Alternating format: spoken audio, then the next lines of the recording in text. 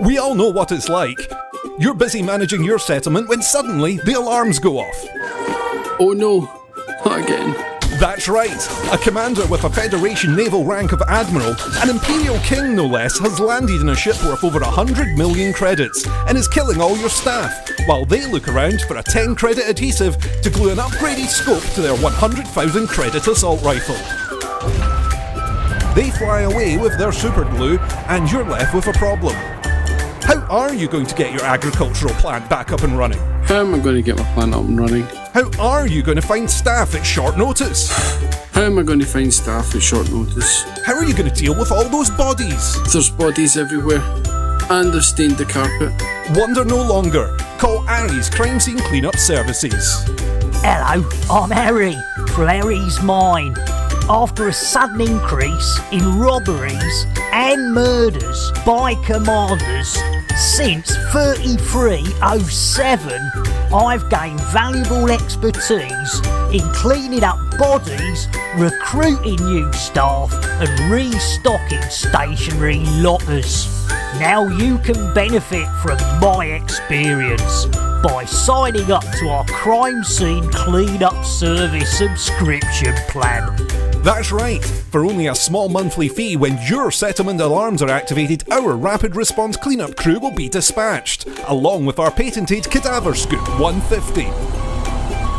The Cadaver Scoop 150 can be mounted to surface reconnaissance vehicles and skimmers to make tidying up your settlement a breeze. Wow, the bodies are gone. Our recruitment team has potential new employees on standby across the galaxy, ready to fill your vacant roles in security, logistics, administration, processing, and more. My plant's operational again. Thanks, Aries Crime Scenes Cleanup Services. Aries Crime Scene Cleanup Services. We'll have your settlement as good as new before the next ship arrives. Cadaver Scoop 150 disposal bags sold separately.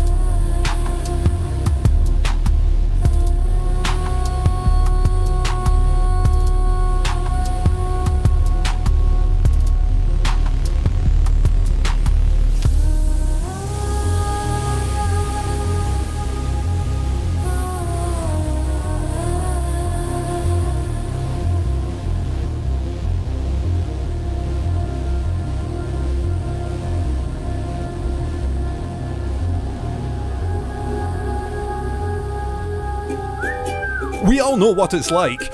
You're busy managing your settlement when suddenly the alarms go off. Oh no, not again.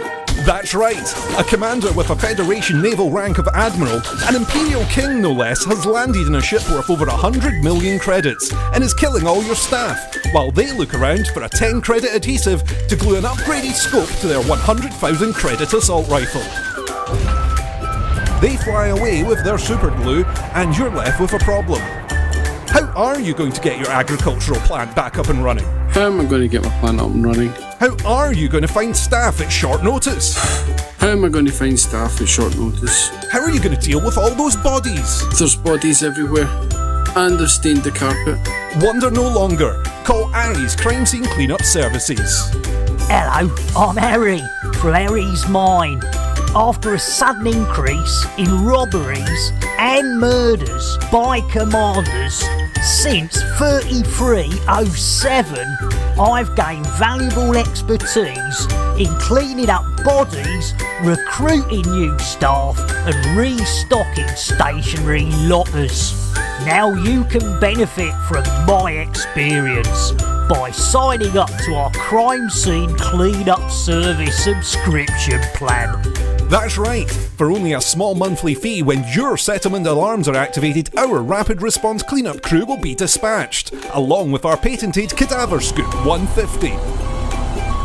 The Cadaver Scoop 150 can be mounted to surface reconnaissance vehicles and skimmers to make tidying up your settlement a breeze. Wow, the bodies are gone. Our recruitment team has potential new employees on standby across the galaxy, ready to fill your vacant roles in security, logistics, administration, processing, and more. My plant's operational again. Thanks, Aries Crime Scenes Cleanup Services. Aries Crime Scene Cleanup Services. We'll have your settlement as good as new before the next ship arrives.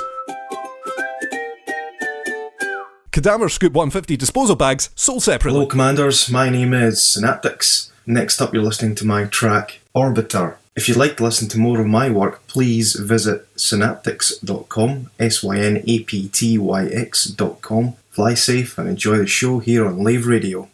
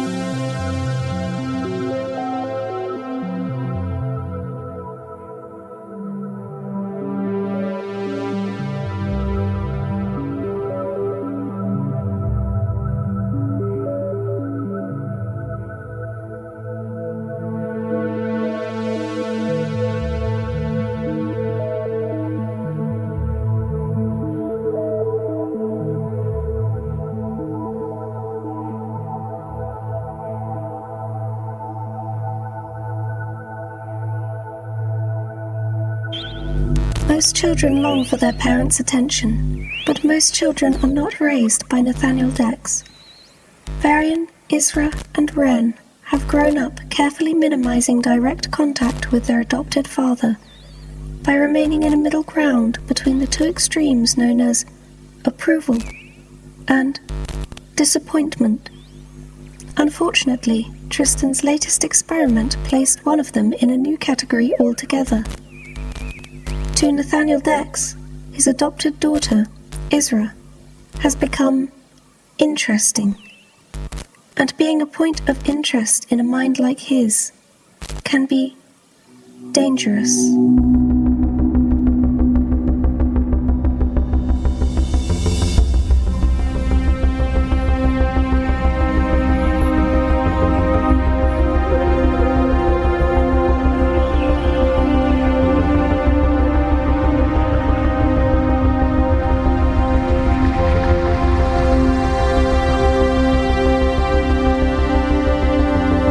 Listening to Lessons in Lying, the 5th Dex Legacy interlude, starring Kelsey Griffin, Chris Gregory, and Emily Inkpen, with music by Dr Allen Stroud.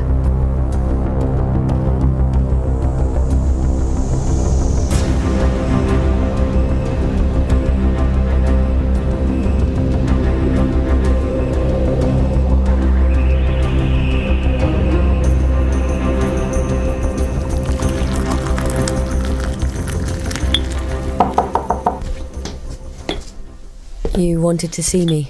Yes, we have more to discuss. Sit down. I thought you covered it all during dinner. It wasn't a test, it was a study. We were never in danger. And we learned a lot, and you did well. Yes, I did say that.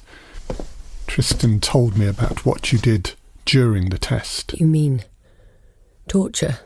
Call it what you will. He told me about how you flipped the situation back on your interrogators, how you thought of a way around them, even through the pain. He also told me you said some things that might upset me. Is that true? I didn't know you'd be watching. I thought it was real. In that case, is it true that if they removed your chip, you would fight for them? Is it? No. No? No. And why not? Is it important? If I'm asking, you can assume it is. If I joined them, they'd want me to fight Varian and Ren. They'd want me to kill them both eventually, and I would never do that. Never. I was playing for time. You wouldn't turn against your own. You think I'd kill them? You think I'd kill Raya, or Pax, Shiv, Haindos, Ashen, Aedra, even Faris? So you wouldn't kill them? No. If it were real, what would you have done? I would have made sure Varian and Ren got out. Then I'd have taken them down from the inside. And you would return to us after that? Would Varian and Ren be here? Yes. Then yes. Very good. Did you think I'd defect? I wanted to be sure that you wouldn't. It would be the ultimate malfunction if you did. And without a chip in my back, you couldn't deactivate me. Exactly. You have to understand how dangerous you are. You and your brothers have been built for a specific purpose. In the wrong hands, you could be turned against the wrong people. We fight for profit. What do others fight for? Land? Politics? Wrong. They also fight for profit. They disguise it as political, but it's always a grab for resources in the end. By hiring out our military services, we remove the need for politics. We're above that. Why are you telling me this? Because there should be more tying you to Dex Island than your chip. There is. More than your brothers. You want me to be proud of being a Dex Islander? I want you to have a reason to return, yes. And Varian? Ren? You don't think they need a reason? They didn't say what you said. They didn't even think about it. You did. You told your interrogators that you're looking for a chance to pay us back for what we've done to you. Although what you can possibly have against what we've done to you, I'll never understand. You just spent 3 days torturing us. So you would attack Dex Island? I told you, I was playing for time. Don't lie to me, Isra. I'm far better at it than you are. That means you're better at lying. That doesn't mean you can tell when I'm lying. You're quick. And very much mistaken. You remind me of myself at your age. I'm nothing like you. Not now, maybe, but back then I was angry. I hated where I came from and wanted nothing more than to leave. I felt trapped and confined, misunderstood. I was also quick and often mistaken. I'm not mistaken about anything. You're talking about lying like it's a skill, but you've lied so much you've forgotten how to tell the truth. Have I? The truth is, you just spent 3 days torturing us. 3 days. I thought I was going to die. I thought Varian and Ren might die. Tonight we're going into the lab, and every time we go in there, we know we might not come out again. Don't be so melodramatic. I'm not. I thought we could have a grown-up conversation about all this. Clearly I was wrong. Isra, if you're trying to get a reaction out of me, you won't. The walls will survive your knives no matter how many you throw at them. But if you carry on like this... You what? Oh, get angry. At least when you're angry, you're honest. Oh, you want honesty? All right, well, after today, Tristan thinks your main weakness is each other. What? Tristan changed his method of interrogation. As soon as he started threatening you with one another's safety, you all started giving answers. I didn't. No.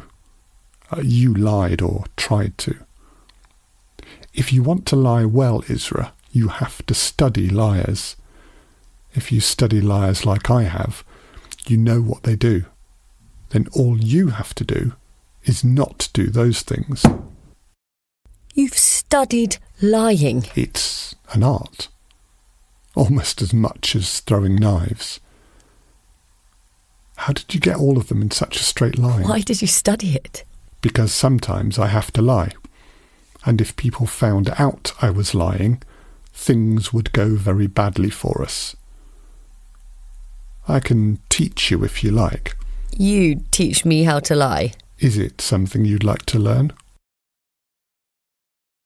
I suppose. But what if I lied to you? If you managed to lie to me effectively, I would be very proud of you. And you no doubt would be very proud of yourself. But make no mistake, if you lie to me and I find out, you won't be feeling proud of yourself for long. Do I make myself clear? Yes. Would you still like to learn? I don't know. Think about it. Would you teach Varian and Ren? No, I don't think so. Why not? Because they're not like you. They don't think like you, and in a real interrogation, you would benefit from that kind of expertise. I am prepared to teach you. So this is more training? If you want to see it that way. All right. All right. Do you have any questions for me? What do you mean? Well, we're very rarely alone, you and I. Is there anything you want to ask me? No. No? Well, I have some things I would like to ask you. You're a teenager. Are there any boys you like?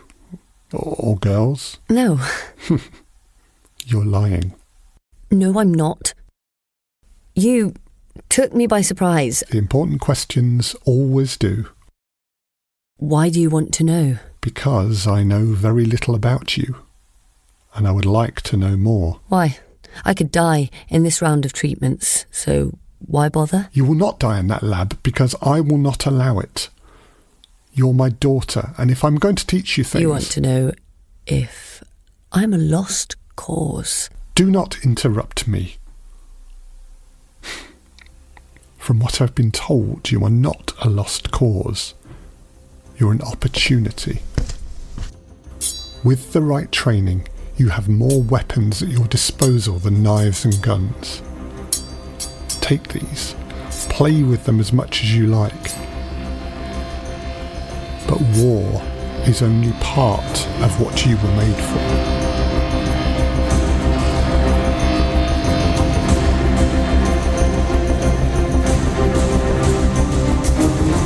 You just heard Lessons in Lying, Interlude 5 of The Dex Legacy, starring Kelsey Griffin as Isra, Chris Gregory as Nathaniel, and me, Emily Inkpen, as Otto, with music by Dr Allen Stroud. The Dex Legacy is written by me, Emily Inkpen, and produced by Alternative Stories. If you enjoyed that interlude, please like, subscribe, and comment. It's the one small thing you can do to give a huge boost to our team, and it helps to make us more visible for future listeners. If you would like to support The Dex Legacy, you can at ko-fi.com/The Dex Legacy audio drama. Links can be found at www.thedexlegacy.com and in the show notes for this episode. At thedexlegacy.com, you will also find scripts for every episode and interlude, so if you like to read while you listen, you can. There's a page dedicated to the cast and a whole load of bonus materials, including maps, the soundtrack, a gallery of character portraits, and more. You can also sign up to the Dex Legacy newsletter for a secret link to me reading The Dark, a short story and prequel to the audio drama. As always, we would like to give a huge shout out to those of you who have liked our episodes, left comments and reviews, and subscribed to the show. We hope you enjoyed this latest interlude. Thank you for listening.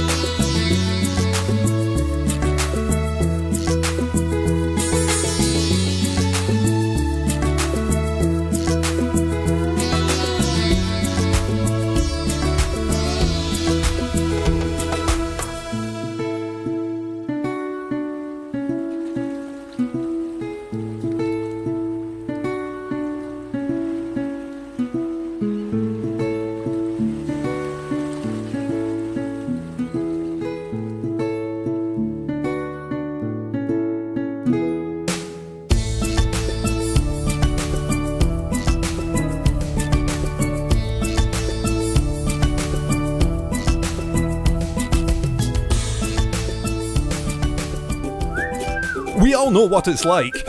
You're busy managing your settlement when suddenly the alarms go off. Oh no, not again.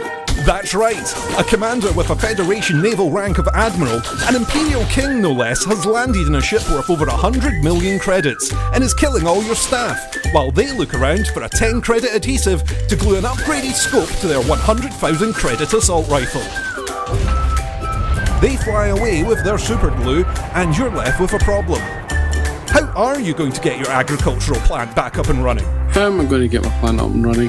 How are you going to find staff at short notice? How am I going to find staff at short notice? How are you going to deal with all those bodies? There's bodies everywhere, and they've stained the carpet. Wonder no longer. Call Aries Crime Scene Cleanup Services. Hello, I'm Harry, from Harry's Mine.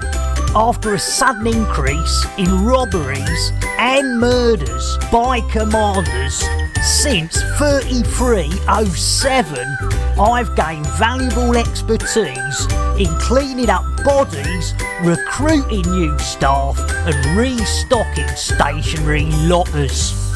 Now you can benefit from my experience by signing up to our Crime Scene Cleanup Service subscription plan. That's right. For only a small monthly fee, when your settlement alarms are activated, our rapid response cleanup crew will be dispatched, along with our patented Cadaver Scoop 150. The Cadaver Scoop 150 can be mounted to surface reconnaissance vehicles and skimmers to make tidying up your settlement a breeze. Wow, the bodies are gone. Our recruitment team has potential new employees on standby across the galaxy, ready to fill your vacant roles in security, logistics, administration, processing, and more. My plant's operational again. Thanks, Aries Crime Scenes Cleanup Services. Aries Crime Scene Cleanup Services. We'll have your settlement as good as new before the next ship arrives. Cadaver Scoop 150 disposal bags sold separately.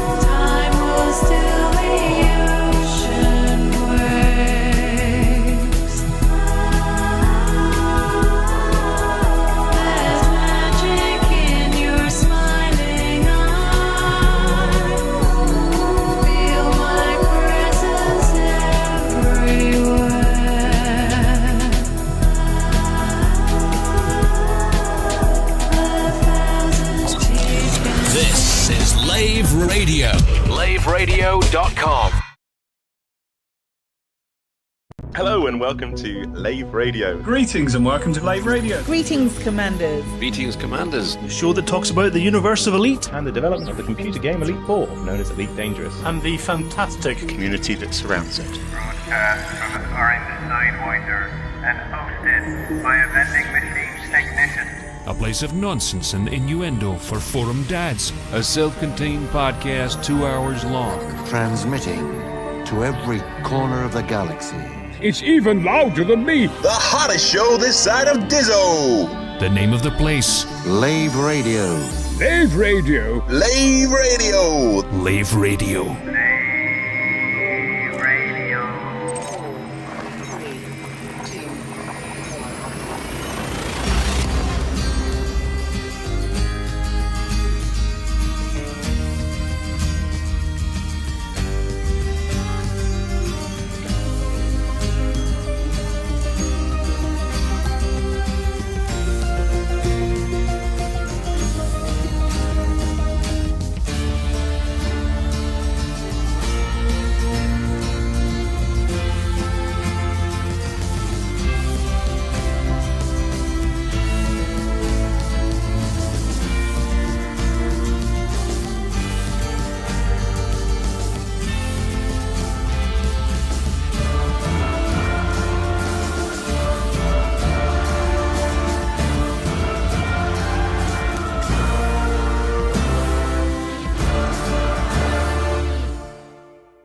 Greetings, Commanders, and welcome to episode 452 of Lave Radio, the show that likes to talk about the universe of Elite and the fantastic community that surrounds it.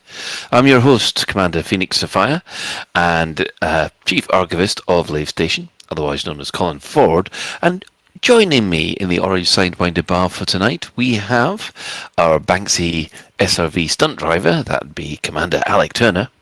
Hello, I'm 1 year older and not a jot wiser. How do you follow that up? You're basically saying that you're mentally degraded. I'm not saying I've moved backwards, I'm just saying I haven't moved forwards.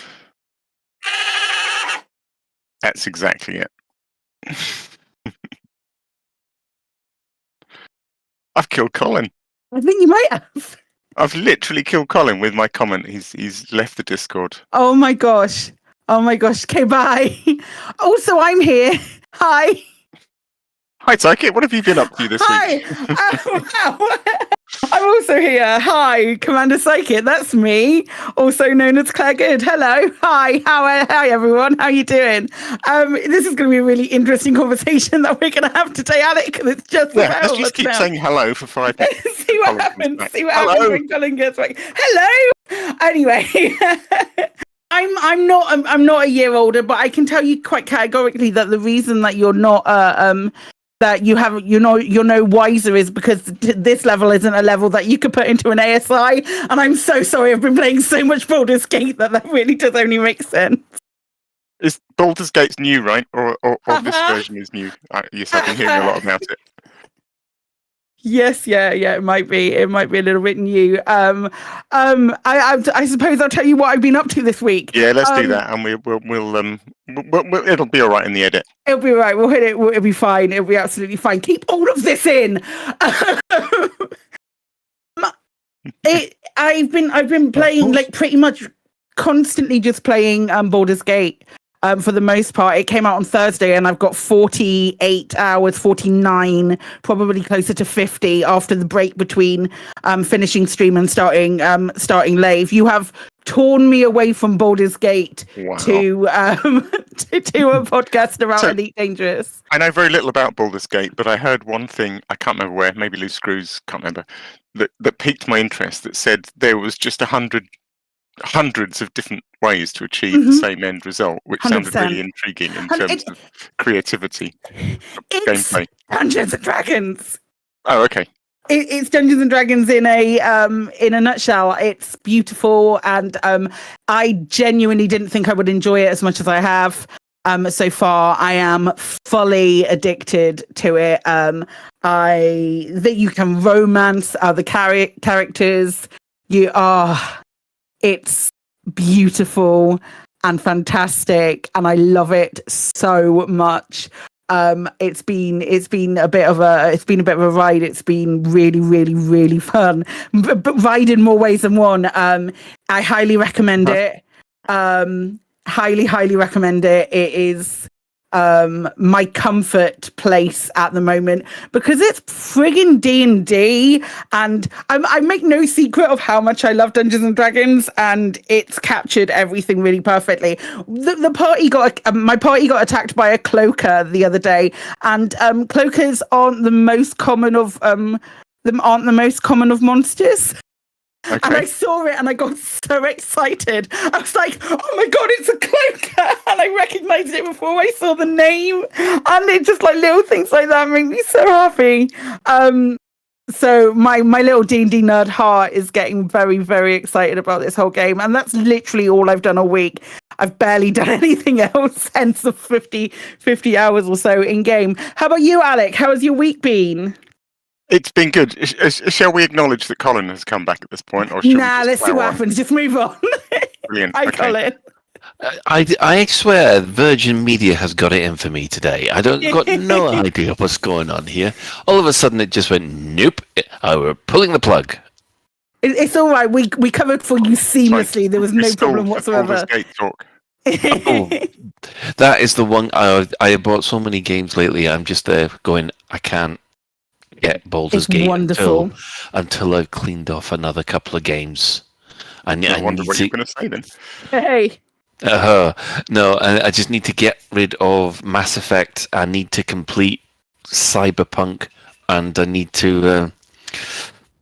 I desperately need to finish Final Fantasy VII before I go on to a new game. Otherwise, I'll just end up going back to the beginning of them again, and I don't want to do that. Fair enough. How's your week been, Alec? My week? Well, it was my flipping birthday yesterday. Happy flipping birthday for yesterday. Yeah, it was good. I mean, I went to work because, I don't know if other people do this, but I tend to sort of do fun things the weekend closest to my birthday, and if my birthday happens to be a weekday, I just go to work. I mean, I did bunk off in my lunch break and go for a pint, but there you go. I went, so for a kind of birthday thing, I took Friday off instead, and we went down Surrey way. We stopped off at a very nice hotel on Friday evening. We went to see Mission Impossible again because I liked it so much the first time. I wanted to see it again, and it's still fab. And then on Saturday we went to the most incredible place. It's called the Sculpture Park in Farnham, and I had not much expectation, to be honest. I mean, there were a couple of things that rang little warning bells. So they had timed entry slots to this sculpture park, and I thought, oh, okay, is it really small? Is it like someone's garden and they can only have like 5 people in at once or something? And it also had no cafe, and sort of said you could use the pub opposite to get a coffee if you wanted. So I was thinking, okay, probably quite small. It was bloody enormous. I mean, they have hundreds and hundreds of sculptures dotted around this extraordinary landscape. There's a path that sort of winds through forests and along rivers, and there's bits where there's like a sort of catwalk over a reed bed lake, and there's just sculptures everywhere, like hiding in the trees, and hundreds of them. It's quite extraordinary. We were there for about 2.5 hours, and I think we saw about half of it. Highly recommend. Really, really amazing. I'm going to have to go back and see the other half now. What else did I do? Oh, and then actual birthday Monday, I got loads more goodies for my Quest 2.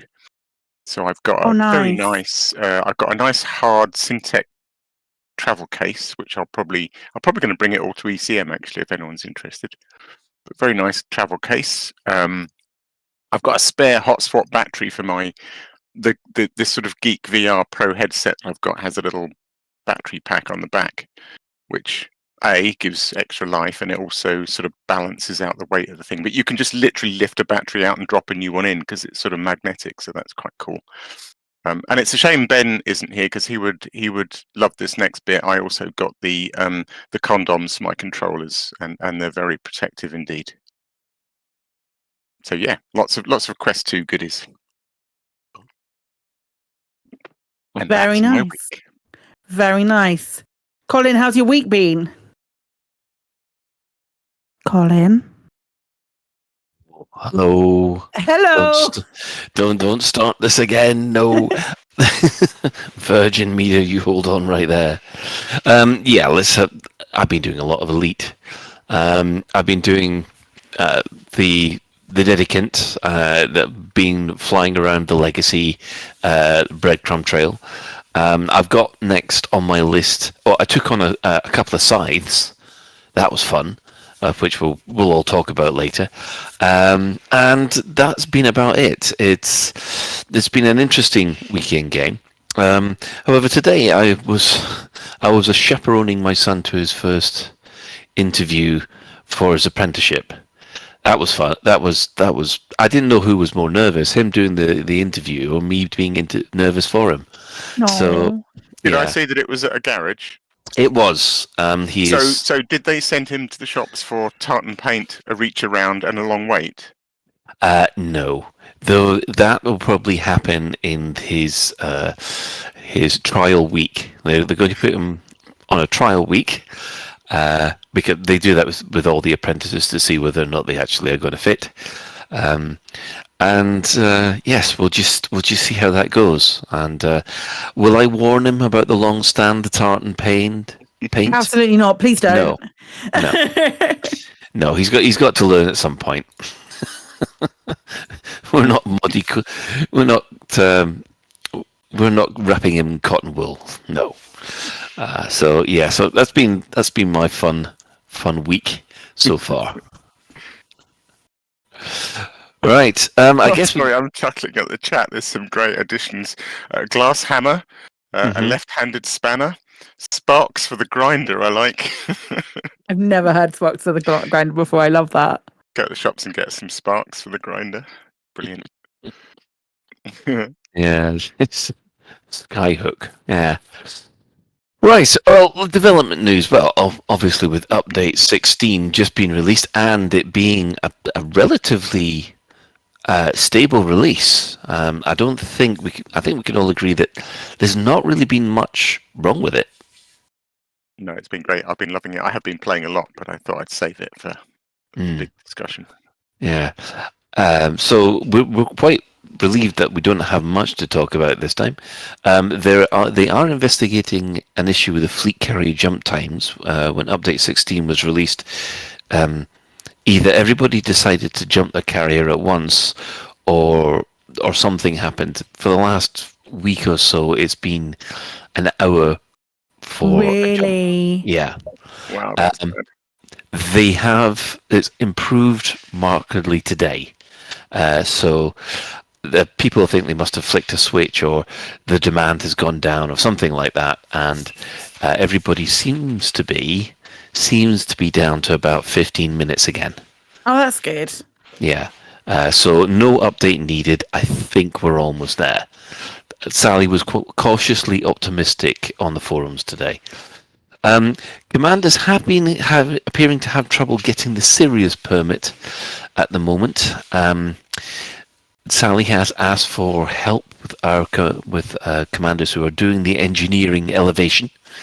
So if you have got stuck with trying to get in contact with Marcus Quint, the stupid bint, I hate that engineer, I really do, then feel free to add your experiences to the appropriate issue tracker ticket. Remind me, what does Mr. Quent want? You can only access him if you've got a Sirius permit, because he's in the Sirius system. I gotcha, right. Yeah, and apparently the mission that will give you the Sirius permit is not spawning. So they need to investigate that. But as the Joker would say, why so serious? Sorry. I wonder if something's been taken over in kind of a similar ilk to the when you can get the Moonbooney permit anymore and they had to like manhandle something in. I don't think that's the case, because I'm pretty sure Sirius Corp have a fair amount. Yeah, no, it shouldn't be. Yeah, you should definitely still be able to get that. Strange. Interesting. Yes, so that's what the devs are saying as well. It should be working. Could we please have some logs? So if you are having that problem, please contribute to the ticket so that they can help. So now there is one strange issue that seems to have appeared over the last couple of days. Now, does anybody have any more details about people's accounts being hijacked? I can fill you in a little bit about it. I have very limited knowledge that I'm receiving sort of third hand from other commanders who are having this issue happening. Is that they were quite happily playing the game, playing away, and it started coming up in like their messages and in the notifications that they've been killing people and those kind of things. I do not know the ins and outs of how people are managing to hijack these accounts and effectively put them in two places at once. But it is something that is happening at the moment. It is a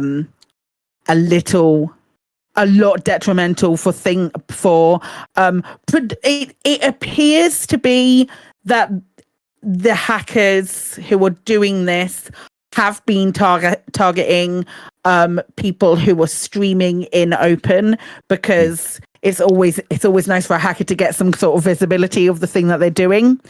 Also, the sort of the hacks are coming in two parts. It's people are getting killed by commanders that aren't even online at the time, or when they are online, they're getting they're also in open, and there's like two different instances, and it's corrupting logs, which is a problem like that. So it is like as Happy Moon Monkey says, he thinks it's spoofing. I don't even understand what that means, rather than stealing a password. I certainly didn't think it was stealing a password. I think you have to see the account to be able. That's why it's ones that have been in open predominantly. You've had to have seen the account to be able to spoof it. I don't understand how it works at all in the slightest. But it's making myself and other commanders concerned to create live content about Elite. Yeah, and I must admit, I was doing the thing this afternoon, and it's the first time I heard about it. It was basically, are you actually in open at the moment? And I went, no, I'm not. And they went, well, okay, that gives you a little bit of protection. And it seems that they're able to take the IP address from people who are doing streaming and piggyback that out onto getting some kind of ID or token, which you can. I was going to say, for people that are sort of talking about passwords and two-factor authentication stuff, it's from what I've heard, it's simultaneous. So it's like ghosting somebody who's currently logged in doing their own happy thing, whether they're streaming, and at that point somebody can effectively mirror their identity and do other stuff at the same time as them. So it's not like hacking an account and getting access, because you can only log in once, can't you? Right, normally, but it's like mirroring. But I think from my understanding from one of the commanders who've had their stuff fucked, for want of a better word, it has corrupted their journal files, so they can't get back on with what they're doing. That's my understanding. I saw a tweet sort of shoot past when I was scrolling through doing a little bit of research about this. And it's a bit scary. It's a bit scary, and I'm a little bit disappointed that I appreciate that Sally is responding to people saying we take this really, really serious. But I feel like it would be very nice to see a post about it somewhere going, we know that this is going on. Please continue to report these via the ticket system, or via this link, or we have this dedicated place where you can go and you can do that. But instead, the Elite Dangerous account today tweeted, "Hey, it's International Cat Day. Send us pictures of your cats." And it just felt a little tone deaf. Don't get me wrong, I love cats. Just felt a little off kilter. Like it's great. I love the fact that you want to have fun with International Cat Day. Cats are amazing. But can we have like some kind of public address of what is going on? And I feel like that kind of misses the mark. And it's not the first time that this has happened from Frontier. Just hey, this is happening. We know what's going on. Wouldn't go miss.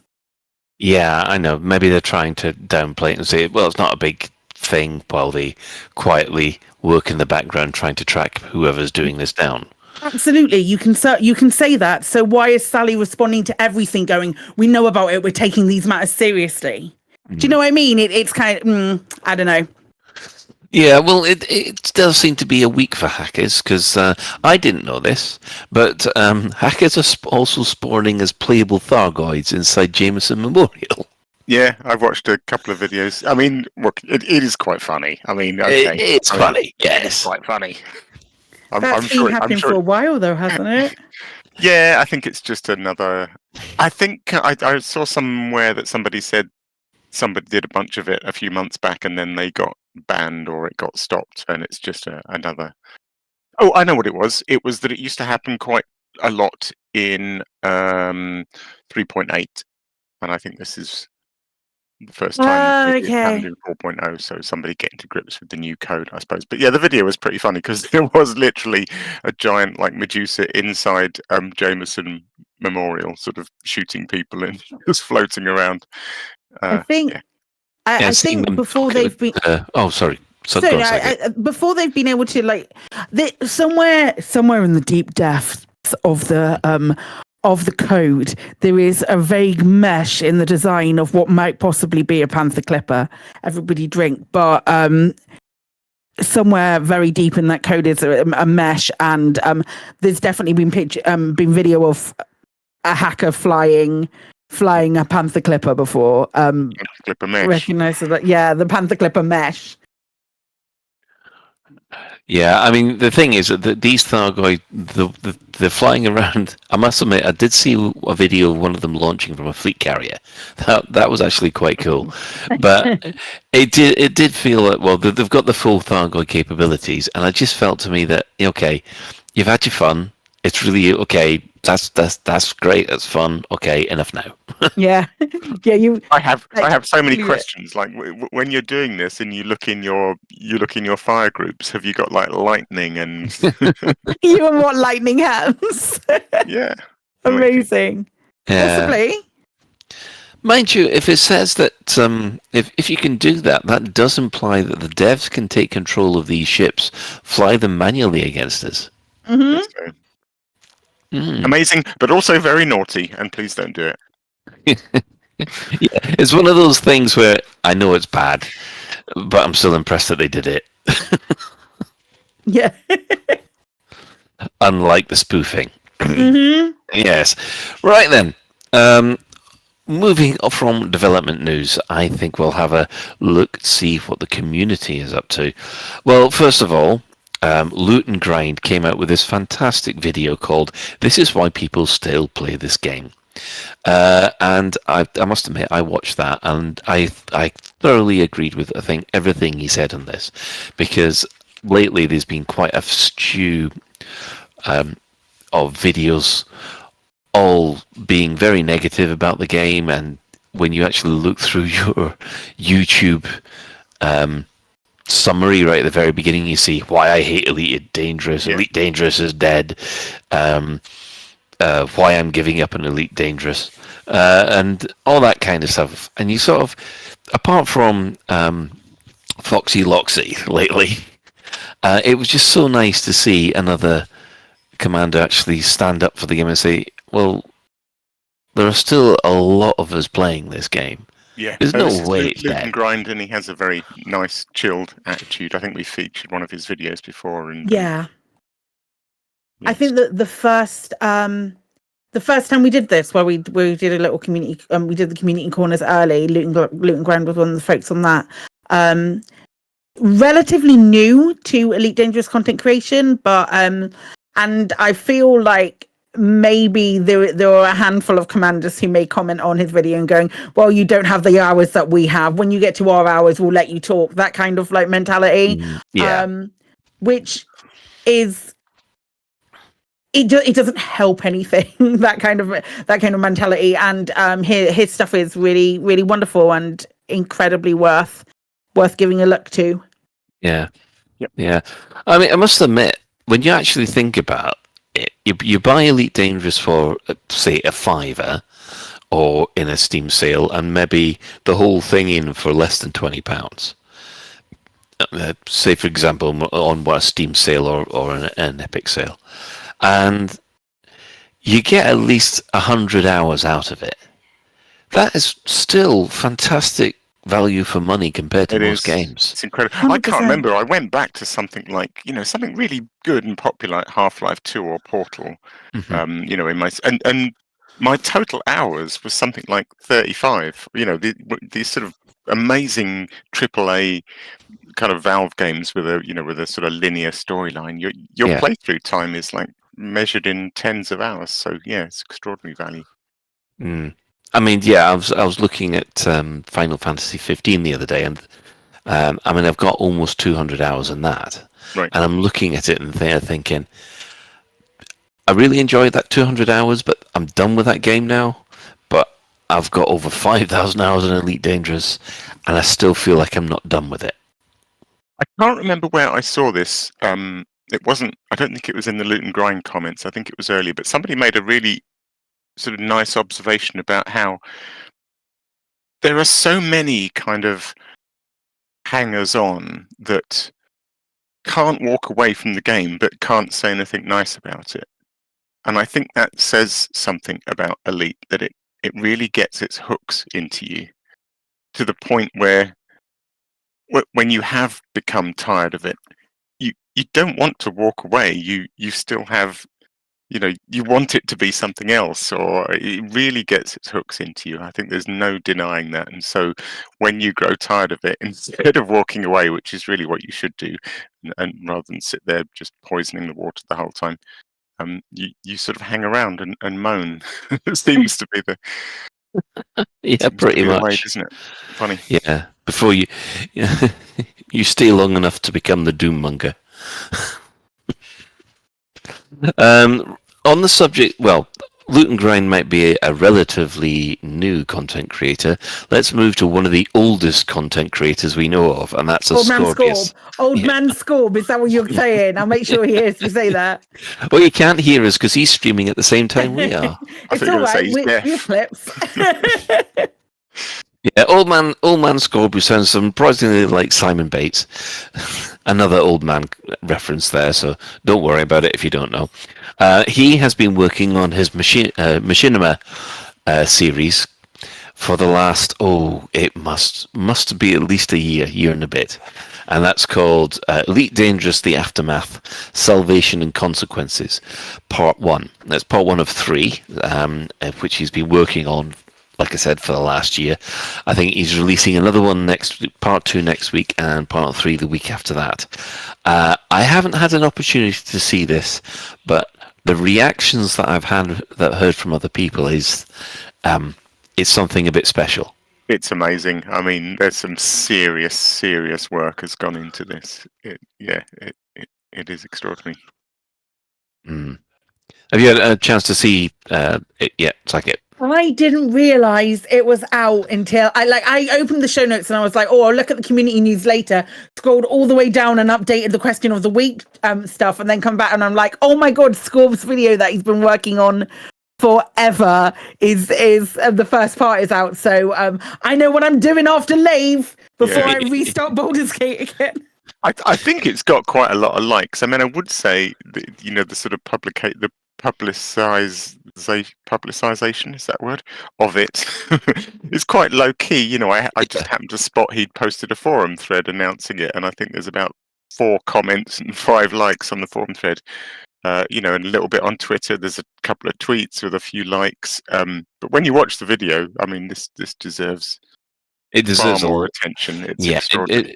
it deserves to be highlighted a lot higher. I'm surprised that it's not higher up in Reddit and all the rest of it. So it is something special. So I will. Yeah, it is. Yeah. Yeah. So there we go. Well, we'll move on from Score because he's too busy beating us in the ratings, probably. So we have a list of the new Thargoid Barnacle Matrix sites. Yeah, I dropped this in here, but maybe we could also just drop it into the main discussion. I'm not quite sure what the source of it is. I kind of assume canon. Does anyone know? I don't know. Shay, I think I saw Shay in chat. Shay might know because I think it was the Buckyball Discord where I originally saw this. Did someone just out canon? I doubt it. I mean, I'm sure one of their members will lay claim to this. What's interesting is we'll come on to this more, but yeah, there's about 5 or 6 Barnacle Matrix sites per Maelstrom, so there's a good 50 of these sites now, I think, in this list. I've been doing a bit of a grand tour of them. That was the other thing I was going to say in the beginning of what I've been doing this week, but I thought I'd go and see loads of them because obviously each one is on different planets and with different lighting. And so if you happen to go to one of these Matrix locations and it's dark or a bit dull, then go to this list and pick a different one because there's icy ones and there's sort of desert ones and they're fabulous. Yeah. But more later. More later, yes. That is the one thing. I mean, I thought that was made up to begin with, but like I said, we'll talk about the Barnacle Matrix stuff later. Now, Commander Mechen has done a in-depth analysis of the scythe called Know Your Enemy. Now, I've tangled with a couple of scythes, and I thoroughly enjoyed it. And while I was at the Dedicant, rather, I managed to rescue some people. I got some intact escape pods. Wow! Did you snatch them out from under the nose of a scythe, or did you just get? No, I busted open one of the only. There is, I think, one air sort of escape pod hatch thing that you can blow open. Oh, I know. What do you need? Hatch breaker, Olympic? You need a hatch breaker. Managed to get that out. As soon as that happens, the guns open fire at me, which I wasn't expecting at all. And so I managed to get about 4 or 5 of them, jumped away. And as soon as I jumped away, I got scythed twice. No, actually, I got scythed 3 times, trying desperately to get these ships to these escape pods to safety. I failed on the 3rd attempt. Wow. Yeah. First time I got involved in the dogfight with the scythe. After he used his hatch breakers and managed to spring all the escape pods. So the only way then you can save your escape pods is by shooting down the scythe. And that's your only chance of getting them back. Right. The second time, I was low on ammo and did the same trick that I've used with the glaive, which was as soon as we got hyperdicted, as soon as into real space, hit silent running, boosted away, dropped to heat sink. That seemed to work. The third time, and this was my mistake, I was going to do the same thing. I went to silent running, dropped a heat sink, but then instead of just keeping on going, I turned towards the planet. And at that point, the scythe got too close to me, saw me, opened fire, and I didn't have enough ammo to take it out. So it was a lose-lose situation. Unless you're able to destroy that scythe, or you evade that scythe, you've lost your cargo. They are very good at being pirates. Yeah, I had heard. I mean, obviously this defeats the object really, but I had heard that if you give them your cargo, then they tend to leave you alone. Well, if you give them a escape pod. Yeah, I mean, because I mean, all your escape pods. It's not just one. You've got to give them all. They've got to take all your escape pods. Right. Okay. Once they've got all your escape pods, they're not interested in you. Even if they destroy your ship and you become into an escape pod, they don't go after you. How's that for permadeath? There's a couple of things I wanted to say on sides actually. I think it was last week's show, joked about like giving them slaves and stuff. Yeah. But apparently it's no joke. Apparently they will take not only escape pods, but if you're rescuing passengers, they will take them, and they somehow sort of your passengers effectively jump into escape pods as they get ejected. And I believe I read somewhere that they will even take slaves. Yeah, any kind of form of human cargo, or it will take, which is brilliant. Wild. I know. That's so good. What got me was the passenger ones, and it's not just escape passengers from other, from the burning stations. This is if you're just doing a normal passenger mission and you get too close. Brilliant. Because they will come after you. There does seem to be a range. It's like if you are within a Thargoid system, whether it's alert or occupied or invasion, scythes will be there. But also, if you're one system over from it, scythes will also come after you as well. Really? Yeah, it's really weird because I was in two systems, and there's no Thargoid activity on them at all. And that's where the scythe got me. And I'm there going, how come? And then I found out that I'm within 10 light years of an occupied Thargoid system. They're actively on the hunt then. They are actively on the hunt. That's exciting. It is, isn't it? So exciting. It is great, and taken in kind of conjunction with the Dedicant logs and just how horrific those are. It's just my God. genuinely creepy. I mean, it really is. The only thing I wanted to say on sides, and it's kind of the flip side to that. I'm sure this will settle down, but clearly, I would suggest Frontier's intention is that we're happily rescuing, going about our business, rescuing people from war-torn systems, and we're horrified to discover that Thargoids are coming after our cargo, and we desperately try to get our cargo back. But my observation in week one, and I confess this is exactly what I did myself, is that I went out of my way to buy occupied escape pods and then went round looking for Thargoids to feed them to, because I wanted to see this new thing that Frontier added to the game. So maybe it'll settle down, but I did just wonder, it felt like we need a really good incentive. Not do it. Yeah, because feed them. The flip side of incentive is you get to see this cool thing, and you can go in the camera suite and you can watch their thin pits coming and going, and it's a spectacle, and that's quite a big reward in the game, a new thing to see and watch. Yeah. So if we're supposed to not want that to happen, then we need a good incentive to not let them have our humans. Was my one thought. Oh my God. Amazing. The incentive is that if you are doing these evacuation missions, the evacuation mission will fail, and thus the Thargoids will then therefore get more but pretty influence. images, Colin. Yeah, true. Forgot about that. No wonder the galaxy actually hates commanders. When you think about aesthetic? What about our aesthetic? What about our want to experience new things? Fuck those generic escapees. The reason I've got 150 still in the pods on my fleet carrier. Oh dear, you're there thinking, right? Time to send out for them for Thargoid munchies. Yeah, I will be the Thargoid Uber Eats. It will happen. A quick update from Shay. It sounds like that Thargoid Barnacle Matrix spreadsheet might be from Hutton Truckers Hackswing. Oh, cool. Where Atris 5060 linked it. Yeah. Apparently also in the chat they're saying that the ECM will stop the hatch breakers. That means that the ECM is now useful for two things. Yeah.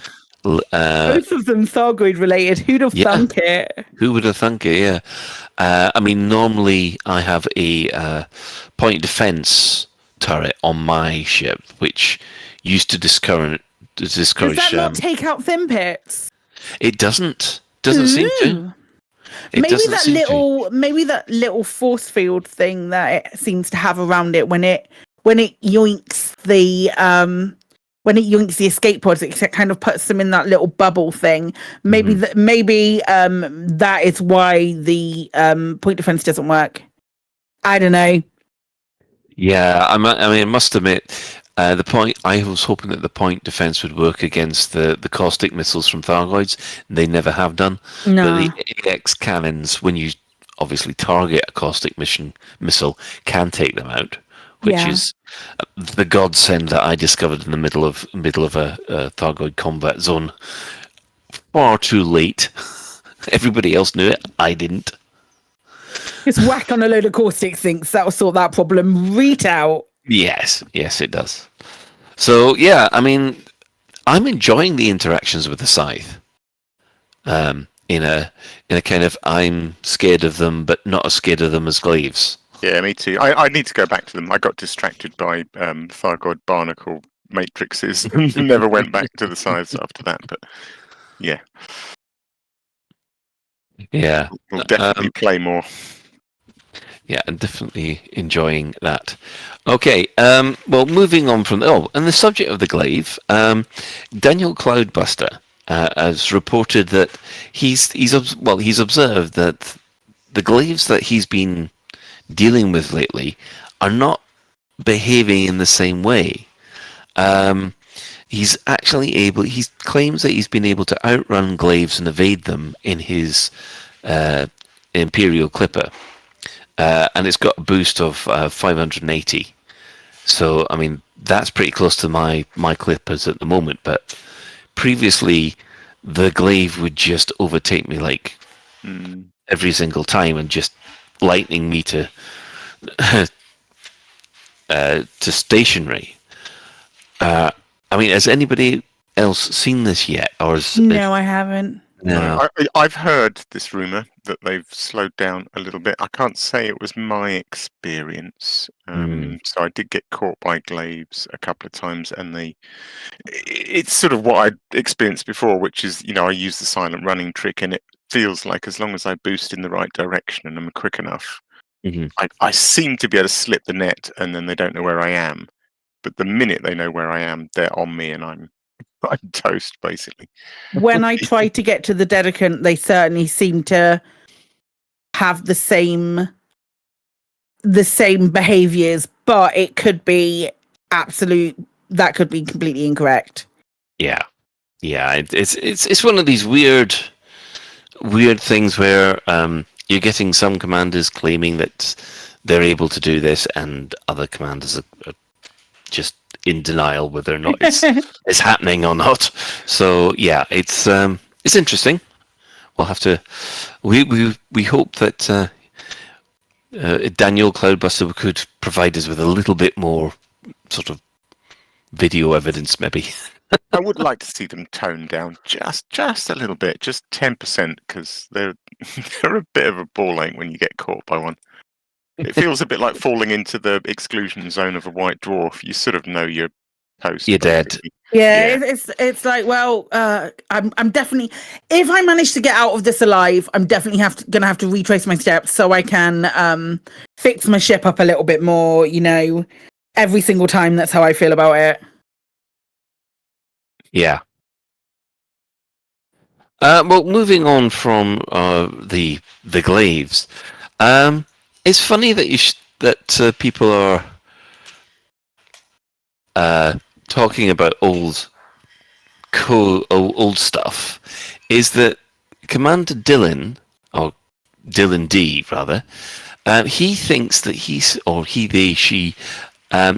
thinks that they have stumbled upon a clue to Raxxla, which is there is a particular shipyard not far from where President Halsey was abducted that has got what looks like a transmitter on it that gives out alien signals, yet it matches the symbol for Raxxla in the codex. Where are you saying it matches the symbol? Well, it's looking at this. There's looking at the Reddit post. There's this symbol that they've got from the. Hang on, I'll just copy the image.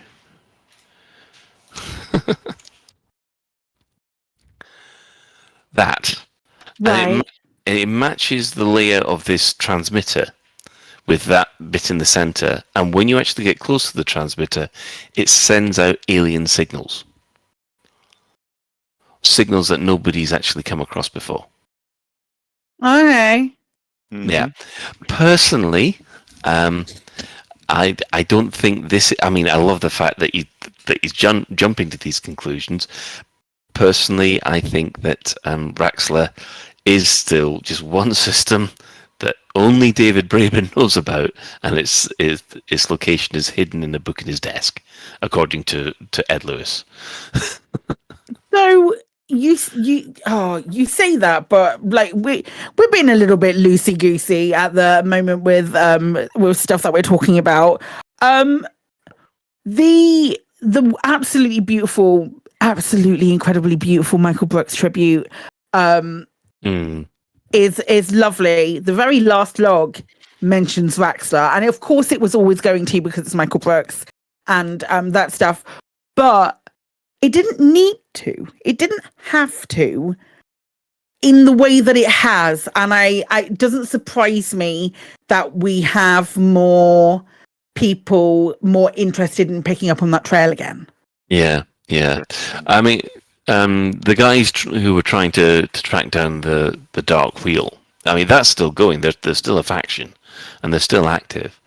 I do believe they think they know where the Dark Wheel station is, but it's in one of the restricted systems that nobody can get to at the moment.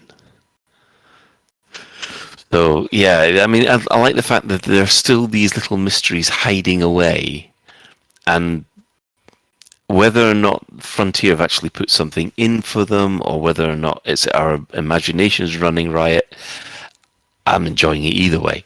Yeah, I was going to say, if it was me, even if there was no sort of final thing to be found in the game, I would put some little Easter eggs in just to keep the mythology alive. Wouldn't you? The odd hexagon that matches another hexagon, just to screw people over. Because people love this sort of stuff, and so yeah. It's funny you should mention that. Remember the old Drew Wagar mystery about heading out for the to look for at the end of his book there was a mystery saying that Salome was heading out to look for this particular missing spaceship or mission that was part of the plot, and they'd actually put the ship in. From what Drew said was that originally all you would find would be an anaconda with a little message saying, "Well done, you solved the mystery." But when they were doing the sequel book, that was just about the time that megaships came out, so they changed that anaconda to one of the new megaships and put the audio logs in. What I suspect is that if we ever do find Raxxla, it will be like the first time. It'll be something like one anaconda that says, "You found Raxxla, congratulations." Can you imagine Raxxla was here on a little signpost in the center, whatever that was. Thanks, Norm, for that absolute gold. I could have been sat here waiting to slip that in. I made it to Raxxla and all I got was his crummy t-shirt. Maybe we get a t-shirt now. Maybe we do get a t-shirt. Yeah. I think we should start making up t-shirts for Burpit or ECM. Raxxla was here. Dear. I mean, yeah. Good luck, Commander Dillon. I hope if something does turn out from this, then good luck to him. I mean, I know I had my own theory, and it turned out to be absolute pants. So. Yeah, I think know when. Yeah, keep digging for now, but I think know when to stop and walk away from. I'm sorry, you can't say that to a Raxxla hunter.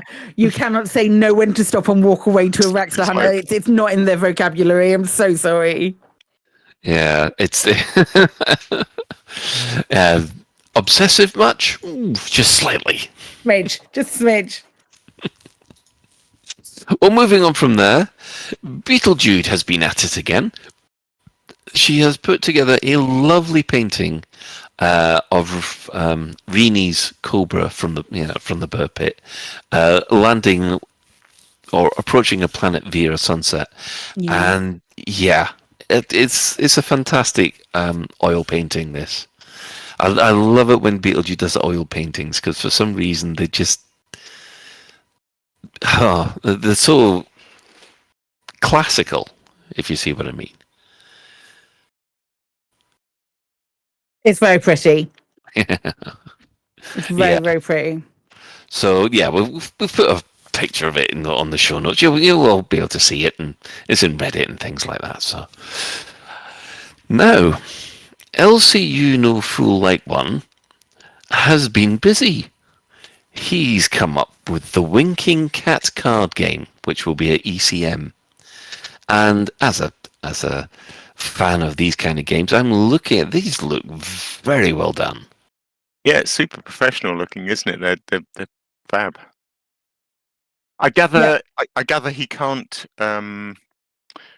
sell these. I think he's had a couple of sets made, but it's not licensed or anything, so he can't sell it. But I think one of them is going into the raffle at ECM. Yes, that's right. Yes. Yeah, and there's obviously artwork there based on LCU and also Elite Dangerous artwork in there, and it's good to see that the Winking Cat is not been forgotten. Yes, I might try and get a game of this. It looks fun. It does look really fun. Yeah. Oh, right, and we've got super chicken wings. Yes, no, Super Chickens, Wings of Our Life stream. Gotcha. There's a big stream marathon for Super Chicken. Well, not for Super Chicken. Super Chicken puts on every year. He puts on this stream marathon over the space of normally over a full weekend for a kids charity in I think it's Australia. I think it's Starlight Children's Trust, if memory serves. And they raise a butt ton of money for charity every year, and it's really great.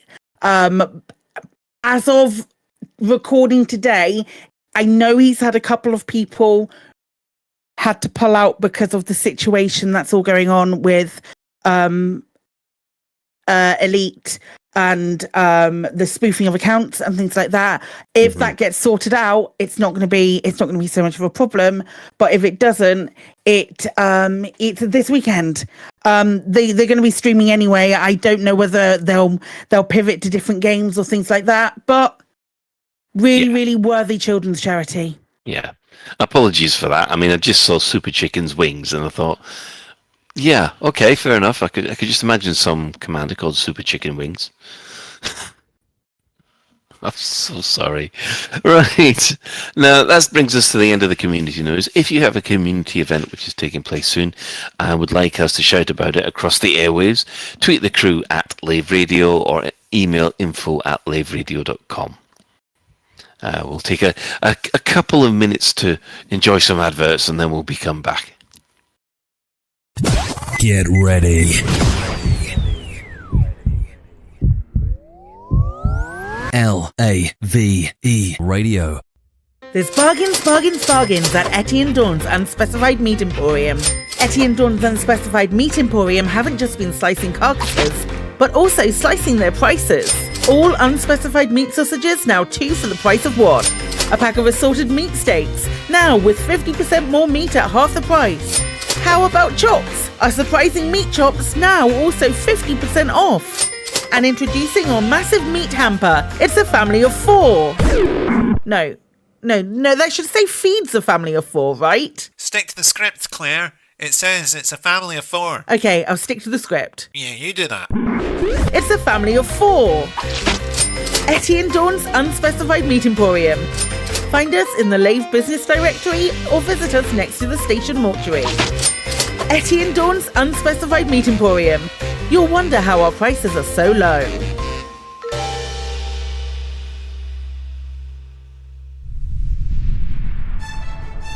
Out there's a ship just for you.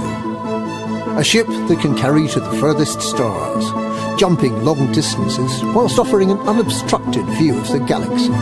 A ship that can also pack a decent punch if the pirates come knocking. A ship that feels safe. A ship that feels like home. The Asp Explorer. A great ship at a great price in a competitive galaxy. Fly far. Fly safe. Fly in front of things. Lave Radio, broadcasting to every corner of the galaxy. And welcome back. Well, let's quickly catch up in the Galnet news, which have happened in the last week. Well, there's been 2 entries. On the Thursday, the 3rd of August, the fate of the Didikant was revealed on Galnet News. Let's just say we'll be touching on this later, but yes, it was finally announced that it's been discovered to the wider galaxy, and it did not end well. And then on Friday, the 4th of August, surprisingly enough, the very same cultists on board the ship were blamed for the whole thing, which is kind of true. They wanted to meet their far god, and let's just say their wish was granted. Yes. So, not much news in the way there. As far as the Thargoid War itself is going, yes, again, we don't have any invasion systems this week. Alerts. Have all the alert systems been cleared so far? Yes. Yeah, so that means that there'll be no invasion systems next week either. So depending on whether shit is reacted to, or lines get blurred, or sliders get moved. Yes, so that is still a possibility that they might decide that they're doing a bit too well. Let's crank the difficulty up a little bit. But also, one would like to think that Scythe activity is going to feed into this war simulation somehow. I would have thought so. I'd hope so, and considering the success that the Scythe had against me, well, yeah. Just imagine if one escape pod is the equivalent of a Orthrus or a Thargoid being sampled. Ouch. Yeah. We'll just have to wait and see how this all plays out. So that's the end of the in-game events this week. So I guess that means it's that time of the week again. Store alert!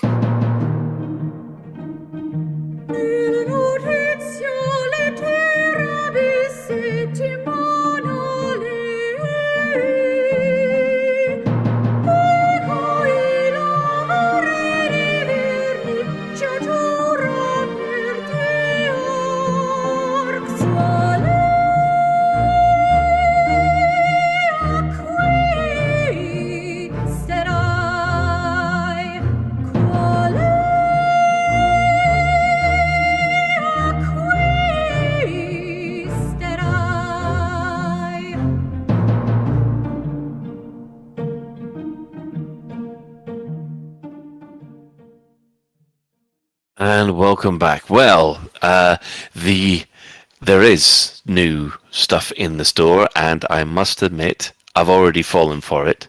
The new survey ship kits and paint jobs for the Cold Mark III, the Diamondback Explorer, the Asp Explorer, the Python, the Imperial Cutter, the Federal Corvette, and the Anaconda have been made available. The blurb goes, explore the unfathomable expanse of space with this survey pack themed for exploration which includes 4 themed kit pieces for your ship and 6 themed paint jobs. And as soon as I saw this, I bought one. Yeah, brilliant.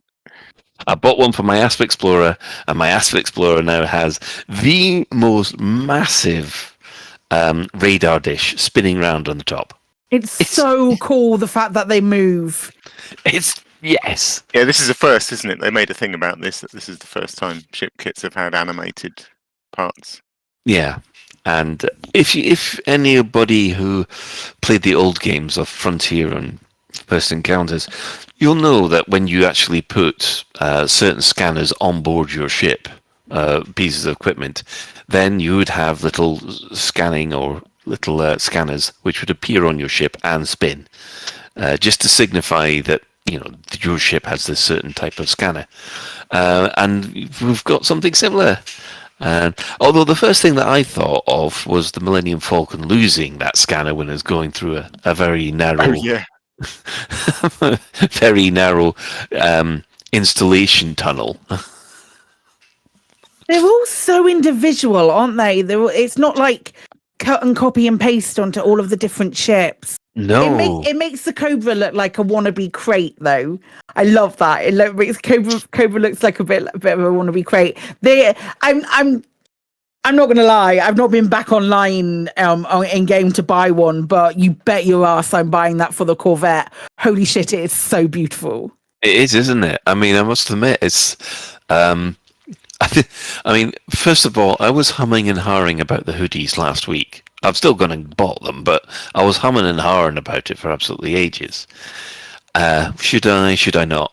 And then all of a sudden, this came out, and I went, right, I'm having that many arcs, and I made sure that I could get both.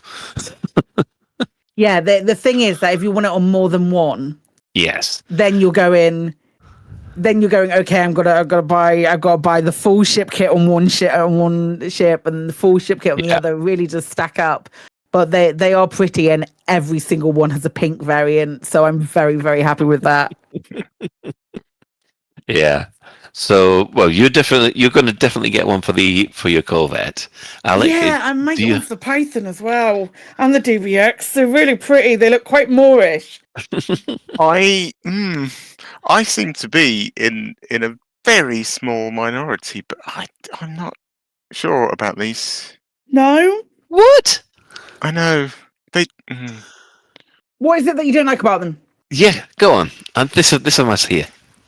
They really do look like you've taken a nice ship and then stuck all sorts of bits all over it. It is a little bit.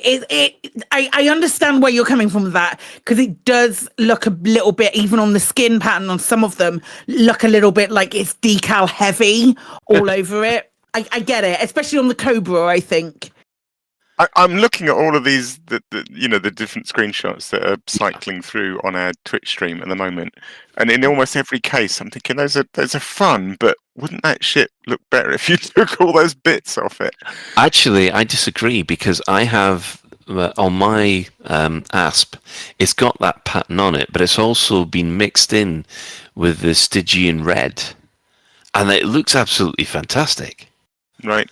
I think that you might change your mind depending on what the base skin you've got on your ship is. It is true, actually. I mean, these examples are kind of fairly plain white ships with coloured bits stuck on, and they really accentuate it. I have seen a few screenshots where they look much more integrated. Put that on Midnight Black. Yeah, but also the big spinning radar dish. Uh-huh. I can't quite put my finger on what genre of science fiction it reminds me of. Does anyone remember Bleep and Booster, which was from some Boys Own science fiction annual in the 80s? No, I remember something called Wizards and Chips, but that's about it. None of these things make any sense to me. Don't worry about it. It's just a little bit silly. A big dish slowly rotating on the outside of your spaceship. It doesn't quite fit in my model of what Elite Dangerous science fiction. Rising Millennium Falcon. I don't know. It's not quite doing it for me. There you go. I'll leave it at that. Yeah. Oh well. I guess to each their own. I'm afraid. I'm sorry. I as soon as I saw it was for the Asp Explorer. I just had to have it. And yeah, it's Do any of the other bits move, or is it just the dish that rotates? It's just the dish that moves. But let's be honest, that's what I got it for. I wanted a moving dish. Right. How does the chat feel about it? I mean, do they all not? Yeah. Wintermute says that silly is the word I'm looking for, but I can't tell whether he agrees with me or not. My husband has it on his condo and loves it. Right. Although, and yeah, he was very excited when he bought it as well. So can confirm that is actually the case. Yeah, I mean, I'm just looking at the. Yeah, I'm sure it's a different style for each ship. You got a different dish type for each ship. So, yeah, I mean that must have taken absolutely ages to do. So, fair play to the art team. A lot of people are asking for it to be put onto the Phantom. Yeah, I've seen that request on the forums. I think Sally's probably noting it down now, saying they want it for the Phantom. That means more money. Get it done. Yeah, but it takes a lot to put one of these together. Yeah, it's not just like, oh, clip it all in together and make sure it fits the mesh for the skin. Yeah. Yes, no doubt for months, if not years to come now, we'll be seeing bug fixes in the patch notes saying, fixed issue where radar dish clips through DBX cockpit. Yeah. Yeah. I like that. Commander Lucky Strike, first time chatter. Hello. They've said, I like the fact that it breaks up the Anaconda's deck. No more super flat boring. Yeah, Anaconda, I can see that. It's still boring though, mate, and let's be honest. Yeah, well, it's not as boring. It's There's only so much you can polish a turd. It's 80% boring instead of 100% boring. How's that? Right. Okay. Well, we'll move on from there. We're going to take an ad break and then we'll come back with our main discussion. Lave Radio, broadcasting to every corner of the galaxy. Space is vast, and pirates have needs just like anyone else. Introducing the Lonely Pirate Handbook, the ultimate resource for lonely pirates. Our guide covers the hot spots and not spots of interstellar space, from smugglers' dens to space station taverns, with helpful chapters such as how to be presentable in polite society, how to get rid of that nefarious rank, and my favorite, occasionally shower. Are your early advances often mistaken for attempts to rob or plunder? Oh, I've come a long way for what's in your hold. Prepare to be boarded. Frameshift charge detected. Oh. Buy today and receive the Lonely Pirates Chat-Up Guide for free. I've got a very large hard point. Would you like to see my very large hard point? You're so hot. You're making my temperature critical. Lower your shields. I want to inspect the goods. Come back to my place. I might let you touch my A-rated Anaconda.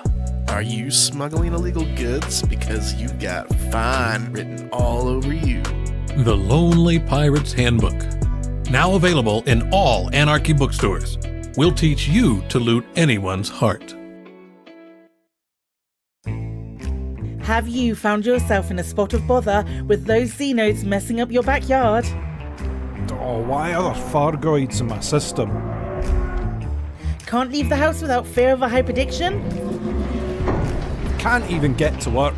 Not that they've noticed, because everything's on fire there too. Sick of the amount of time it takes to scrub the caustic damage from those hard-to-reach places? Oh, fuck! Oh, it fucking hurts! Fuck! Ow. Introducing Dr. Pope's Caustic Burn Cream. Apply a few drops to the affected area and feel the euphoria of instant relief. After that, just wash the burn away. It's like it was meant to happen. It's so good, you can even use it on your ships. Thanks, Dr. Pope. My ship smells brand new. Dr. Pope's Caustic Burn Cream, the miracle that can happen.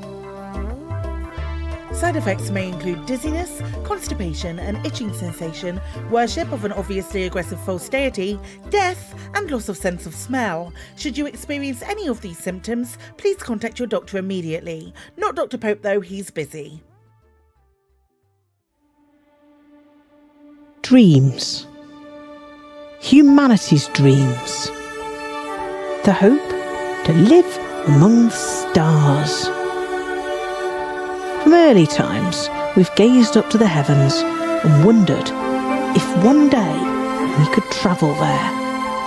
Maybe even live there. The Brewer Corporation has made this dream a reality, constructing intricate cathedrals of metal, circling numerous planets across thousands of systems in our human bubble. Why stay rooted in a gravity well when you can be free in orbit, free to dream, free to live, and one day to become a commander and be free to blaze your own trail? Brewer Corporation, the first step into the unknown. Come join us. Be free. I could murder a cup of tea. Yorkshire Gold, if you have it. Double Yorkshire Gold. And if you don't have it, you're dead. Lave Radio, broadcasting to every corner of the galaxy.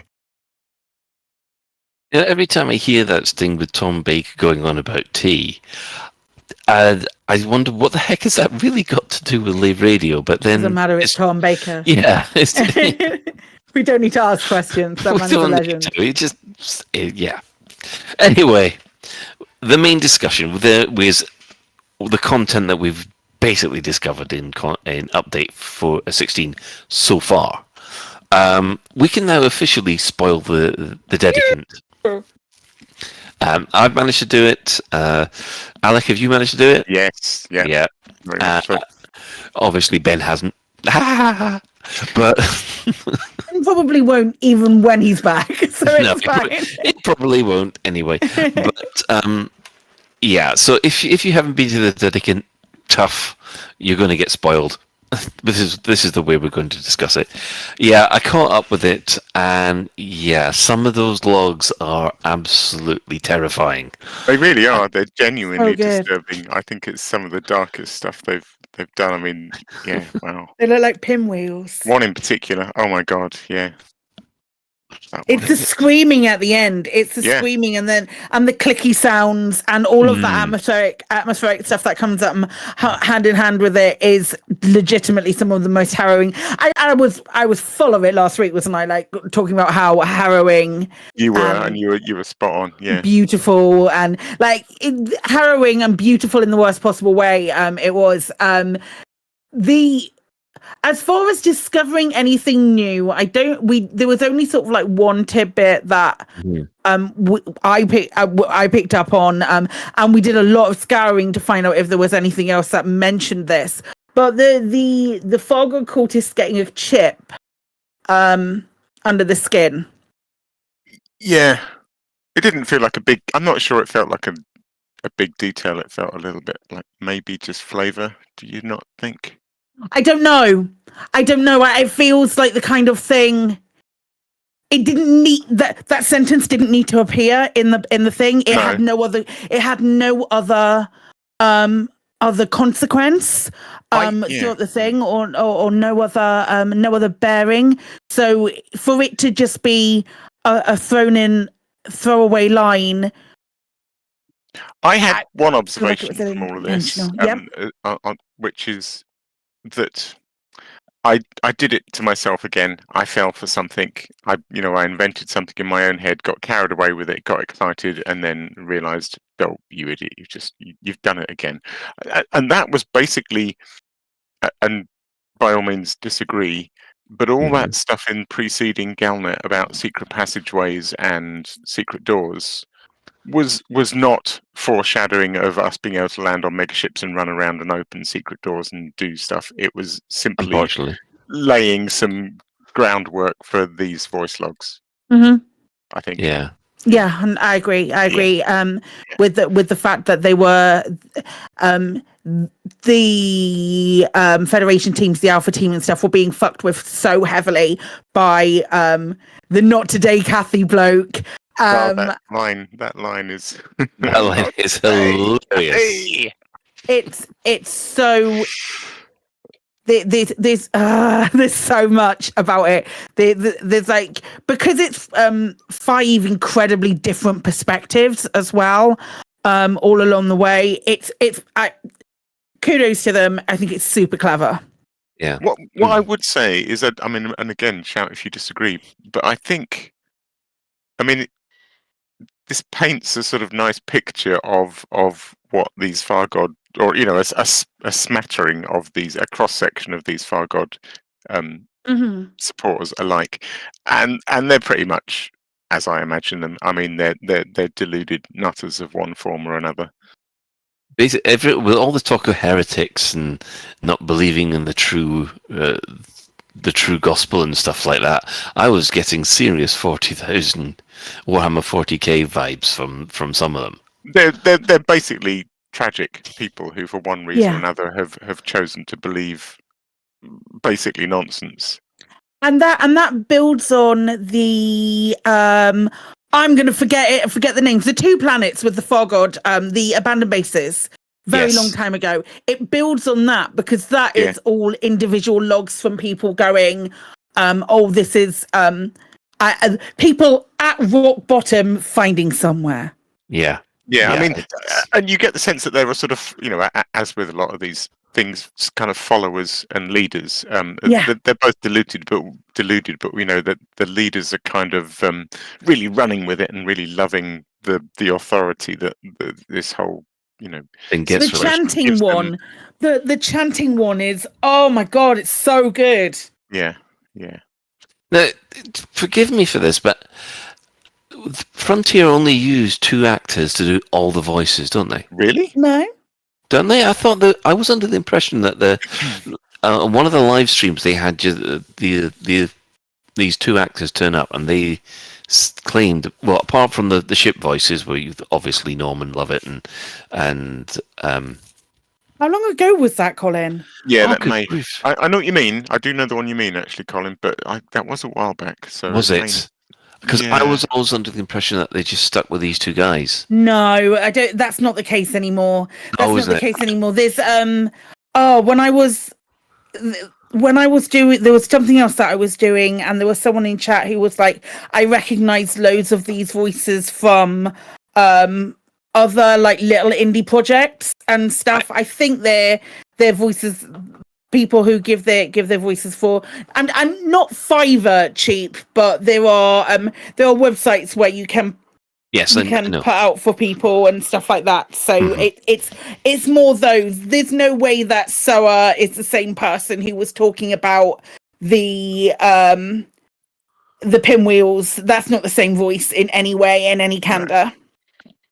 Fair enough. Can I just say, actually, for people listening, that 2 things is, although I'm sure you have access to these logs on YouTube. A few people have just put the logs out on a YouTube. It really is worth going and sort of soaking up the atmosphere of actually being just drifting outside the ship while you listen to them. And the other thing worth saying is that the Thargoid menace has now been pushed back from that system, so it's entirely safe. You can rock up, scan all 10 logs without any interference whatsoever. Unless, of course, you hack any of the transmitters using limpets, or try and get any of the cargo out of the ship, then it starts opening fire on you, which is weird because it's supposed to be a dead ship. Yes, that is a bit weird, isn't it? That doesn't. So you try and rescue the remaining passengers, of which there aren't supposed to be any. And the ship then fires on you. Yes. Okay. Yeah, that was my experience. So yeah, the Dedicant is a fantastic atmospheric and in some cases very tragic item that's there. But it's definitely worth a visit. I mean, you don't get any monetary reward, what you do get is experience and experience. I think given that the direction the gameplay is going with the scythes is this whole thing of them trying to steal people from us, and given what I said about having this attitude of sort of fun and just feeding them humans, I think these logs do quite a good job on making you think twice about that. Yeah.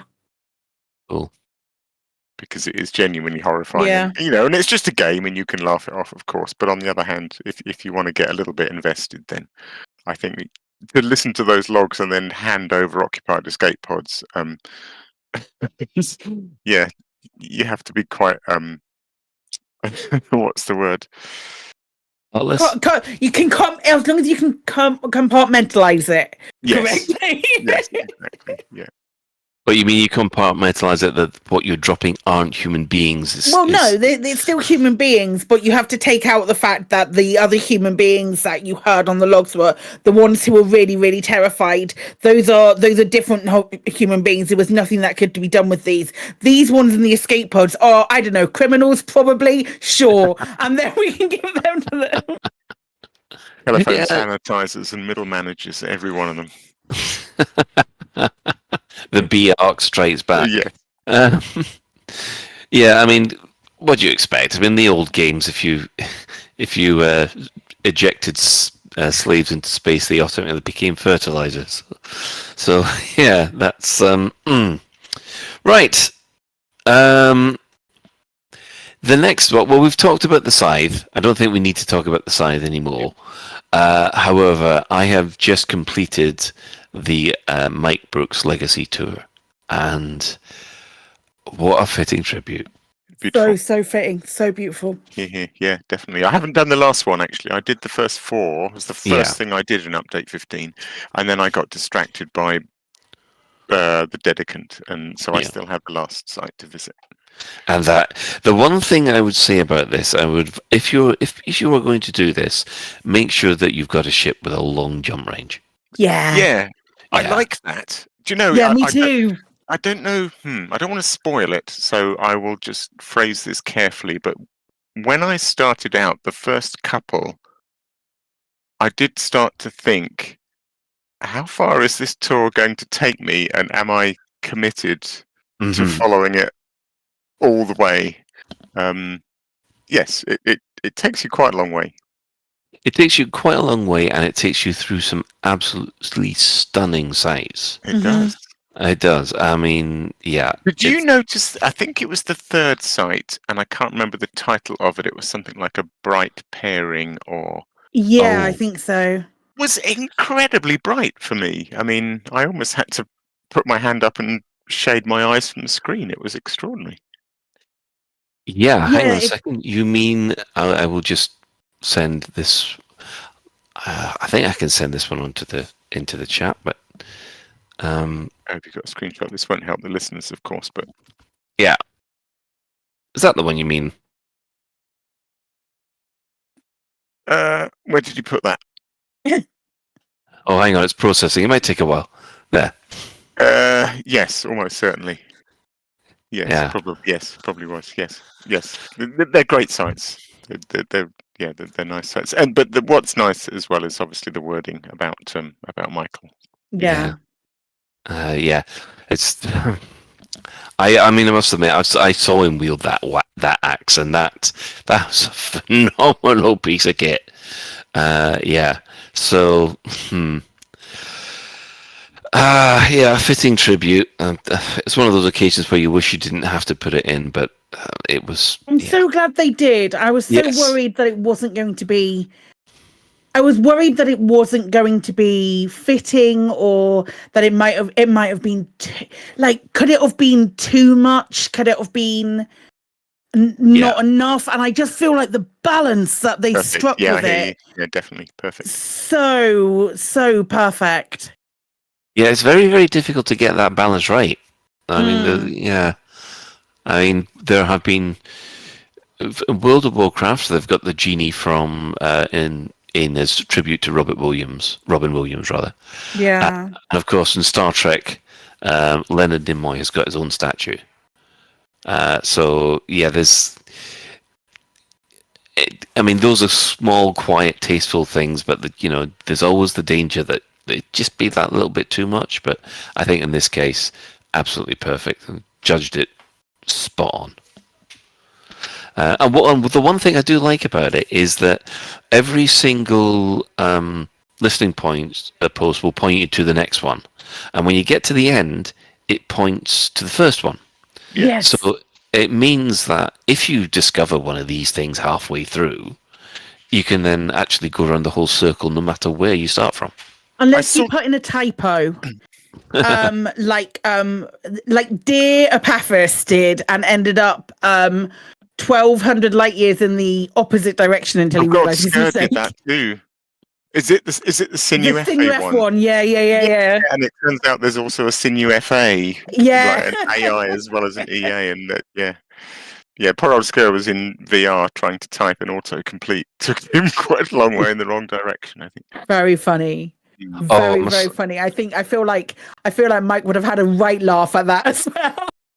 Yeah. I mean, I've done I was in VR for most of that stuff, and just trying to type things in the blooming heads. Well, you've got the headset on. Yeah. Oh, it's painful. It is a shame, isn't it? That it doesn't happen very often with little bits of text like this. It's a shame they can't somehow sort of hypertext a link into the message you get in the inbox. So anyway, yeah. One the other thing. This is the last thing I'm going to say about this. I'm glad to see that when you actually go to these tourist beacons, just like the Dedicant, this time it goes into your codex. Mm-hmm. So yeah, I mean, I've been to some places where the codex is not updated, and it's been such a shame because you sort of think, oh, I would have liked to have had a permanent record of that. But yeah, in this case, they're in the codex as well, which I absolutely love. Good. Yeah, yes, because I should probably come back to these. Yeah. Okay. Well, we'll take a deep breath and move on, because the last thing that came, or we've discovered so far rather, has been the Thargoid barnacle matrix, and It's insane, man. I lost my mind when I saw this. We were in the middle of a game of D&D, and I stopped the D&D, and I was like, everyone needs to just quickly go and have a look at the screenshots channel that I have in my Discord, because Epaphras again had posted this thing of this barnacle matrix, and I was like, what in the actual hells is that? That's incredible. Yeah. So unexpected. Yeah, that's what was so good about it. I mean, all this stuff was in the codex, but did they only appear once someone had discovered them? Probably, like normal stuff like that, isn't I it? suspect they were all thrown into the game in update 16. Yeah. And it just took a while for people to find them. There's loads. There's like 40 or 50, as we mentioned earlier in the show. But, Yeah. Like I said, we've got a spreadsheet which has come from various sources, one of which being the Hutton orbital truckers. And it's got a sort of a real weird mix. We've got coral trees, sap balls. Yeah. Yep. Barnacle matrix growths and toughened spear roots. Do we? Are they only in atmospheric planets? Yes. Like yes, ones with they're an all atmosphere? Oh, is it? Yay! Yes, I want to say yes. All the ones I've visited, at least a dozen, because I decided I was going to do a grand tour of that spreadsheet. Although it grew quicker than I could keep up with it. But yeah, of the dozen I've visited, were all atmospheric. Yeah. But a mixture of planet types. Yeah. All of them are now sort of like locked to Thargoid as well. I've seen smatterings of that sort of running by as well, saying we can't turn those back from being Thargoid places now. Interesting. I'm sure I saw that. I'm sure I saw that on an AXI report thing. So as soon as the Thargoids have put one of these bases in, that system is basically Thargoid. Let me have Wow. Is That's it- an is this- interesting suggestion that these are somehow they put a pin in it and it locks it.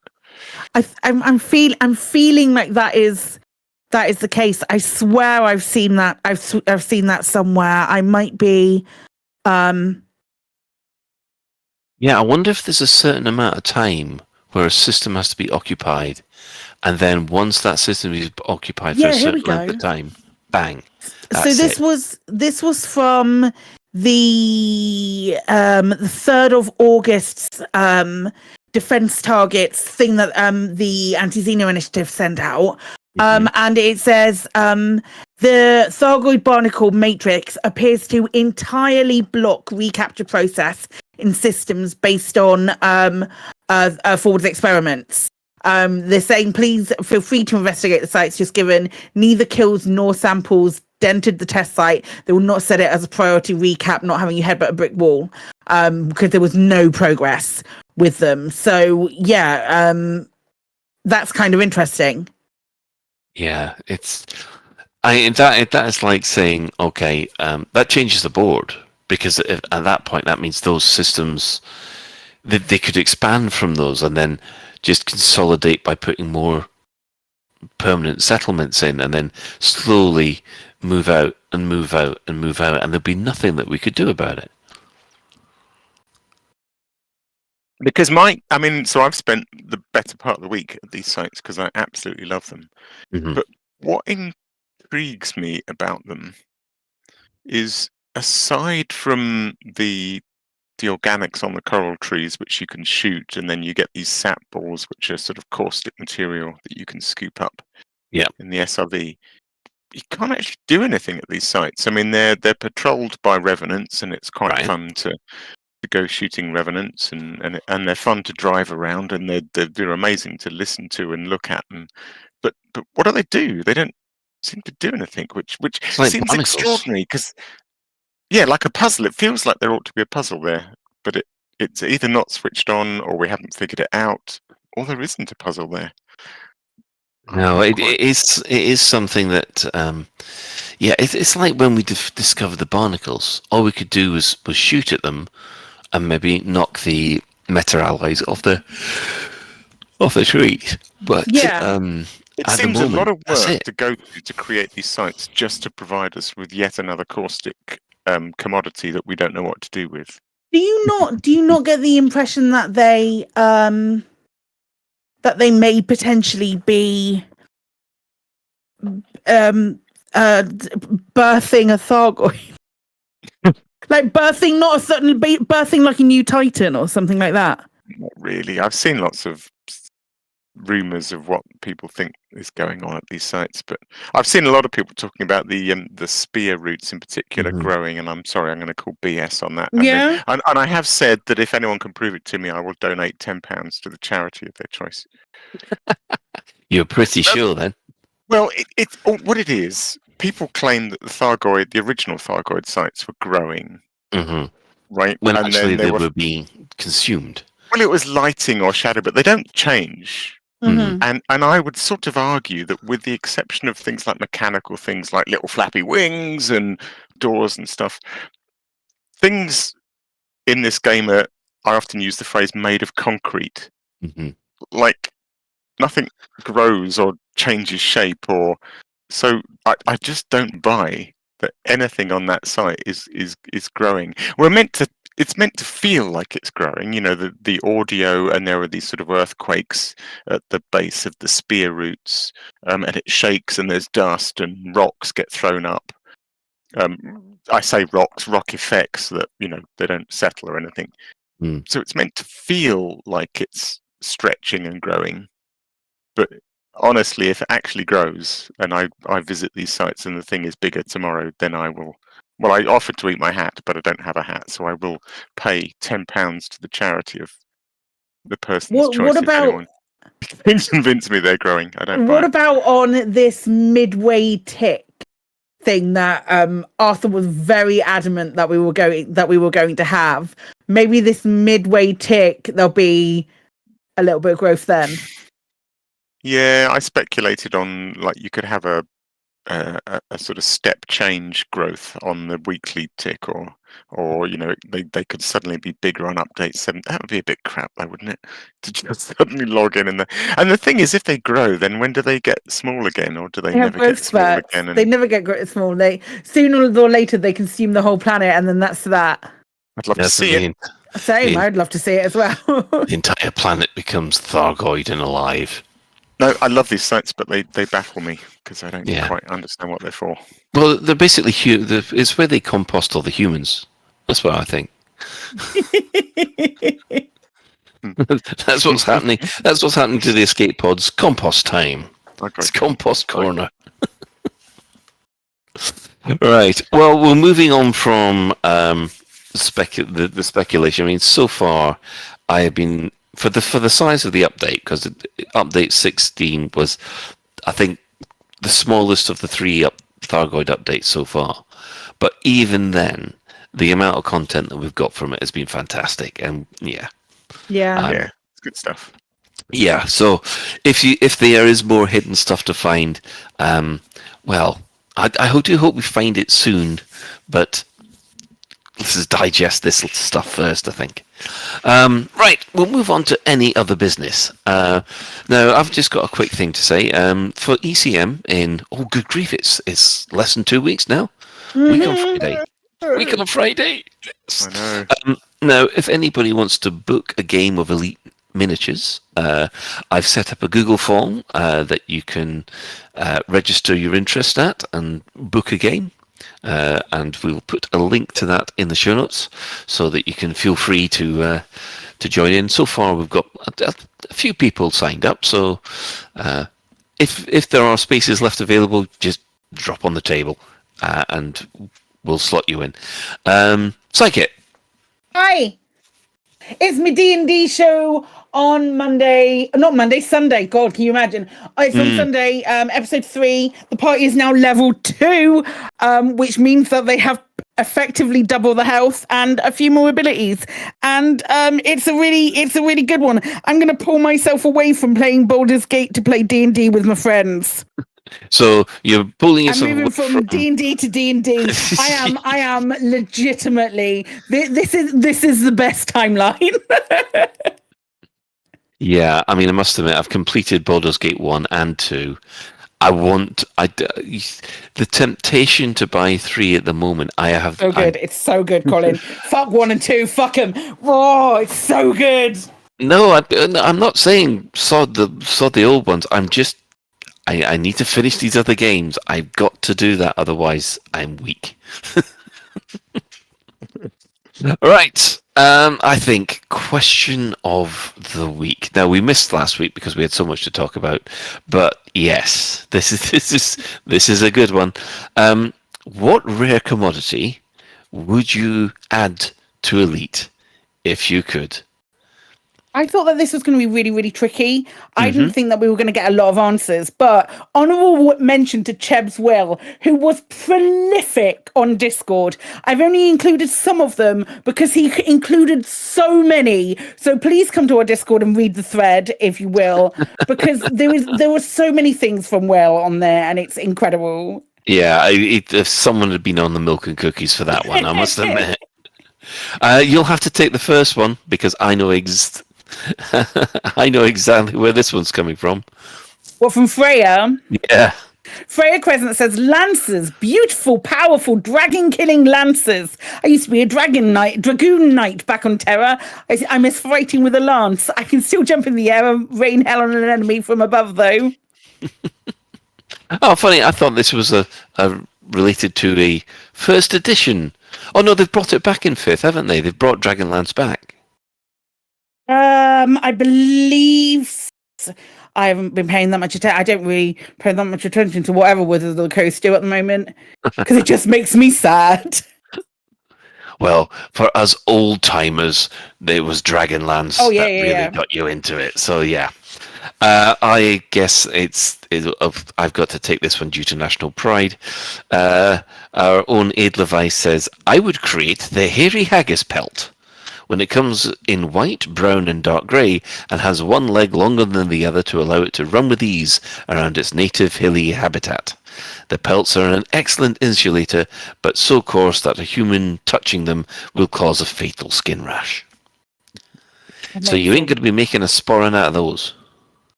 Like it. It's got something of the humour of the original Elite descriptions, isn't it? I'm sorry about this, but does anybody look at tribbles and think that's what haggis it's 100%. Like? That's what haggis are. There's no differentiation. Although the genetically modified tribble from the last series of Picard, that was frightening. I haven't seen that yet. No, me either. I've seen the very end of Picard, of the last thing of Picard. I didn't watch it all the way through. Oh no! It was absolutely hilarious when they went into and found all the deep dark secrets, and one of them was a genetically modified tribble that looked. That's incredible. It scared Worf. Clara Bloodwind, the secret ingredient used in Guardian alloys that was never identified. The very reason we cannot reverse engineer Guardian armor or most Guardian technology. It was the cornerstone of their tech and obviously would open the doors. I like it. Good stuff. We need a name for it. Gardonium? Gardonium. Yes. Gardonianus Maximus. Gardonobtainium. I was waiting for an unobtainium in there somewhere. But it's special because it's got Guardian at the front of it. Salvationium. No, not gonna work. Right. No, but it did go in his big mech suit. Oh, Silas. Yeah, Silas Resi. Go on, Alec. You can take this one. Are tribbles a thing currently? If they are, then maybe copies of a guide to galactic hitchhiking, but you can only get them from Ursa Minor and never gain value. Oh, copies of a guide to a galactic hitchhiking would be so good. A galactic hitchhiking guide would be just perfect. Just enough that it's not infringing any copyright, but man. Like we've got leathery eggs and things. There's some nice little mod, so we can definitely do that. I love the fact they got leathery eggs at the Ridley Scott station. That's great. Nice touch. Jim J. Candid. Ship interiors, but they only work at Hutton Orbital. Record. That's funny. Record Inc. says a towel, which again links back. Maybe you could get them from the same place as the other one. You know what? I'm sure there's a special item for towels. Is there? I had a big list of the. There's a list on the wiki somewhere. I thought it was in Anara, but yeah. Well, you guys look that up while we go through the next one. Good grief! How am I supposed to spell this from the Horseman? Narangan. There you go. Hose cheese? Was that spelt right? I thought that said horse cheese to begin with. Which? Well, it says it. I copied it. I literally pressed Control-C and Control-V, so I can't possibly get it. It's not my fault. I don't know what hose cheese is. I think it's. Is it even type it. Loose screwsy, or is that a loose screws reference? Maybe, but I'm not getting. Hose or cheese maybe sounds like sort of cheese string, but then some hose cheese coming out of a hose. Yeah. You'd struggle to turn that into mozzarella sticks. Honourable mention goes to Canon Research Avian Cheese of the Course. Good grief, phrasing, Colin. Avian Cheese, of course. Hashtag for the cheese. Digital Druid.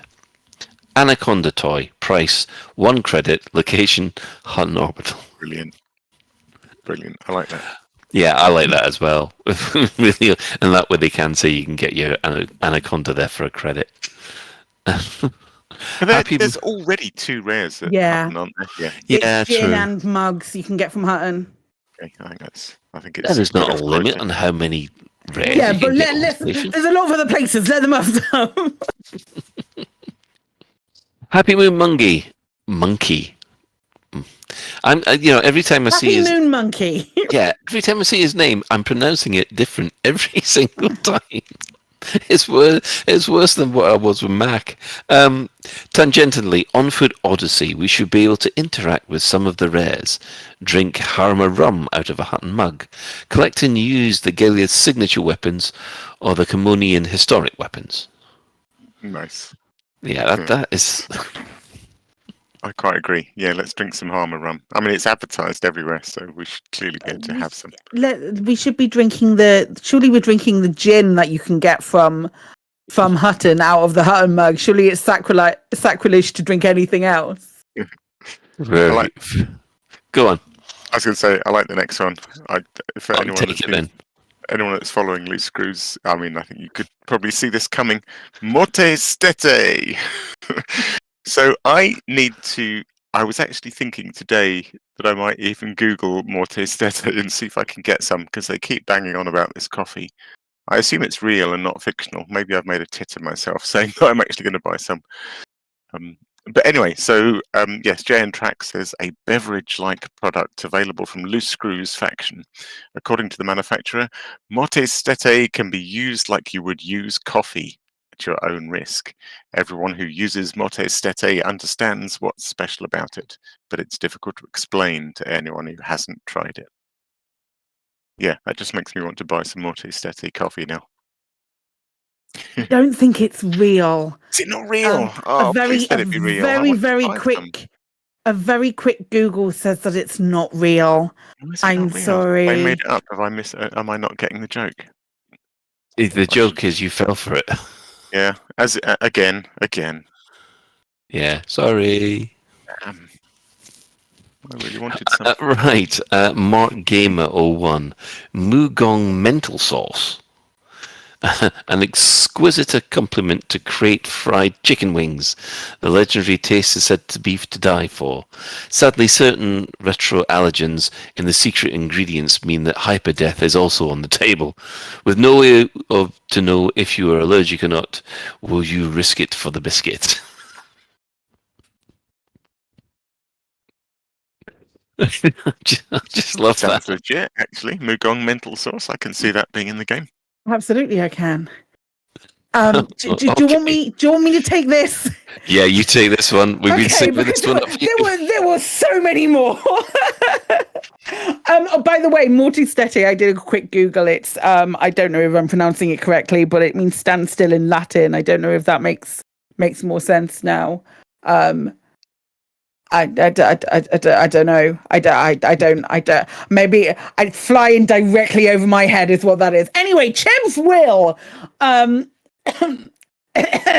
says the Welly pencils. These use a special lead extracted from the bingo tree of feelings. It writes in various colours depending on the emotions of the author. Red for angry, black for sad, blue for not bothered. It comes with a warning that if you need a wee, you may get other colours. Ugh. It's just, oh God, wrong. The Dingali criticising burgers.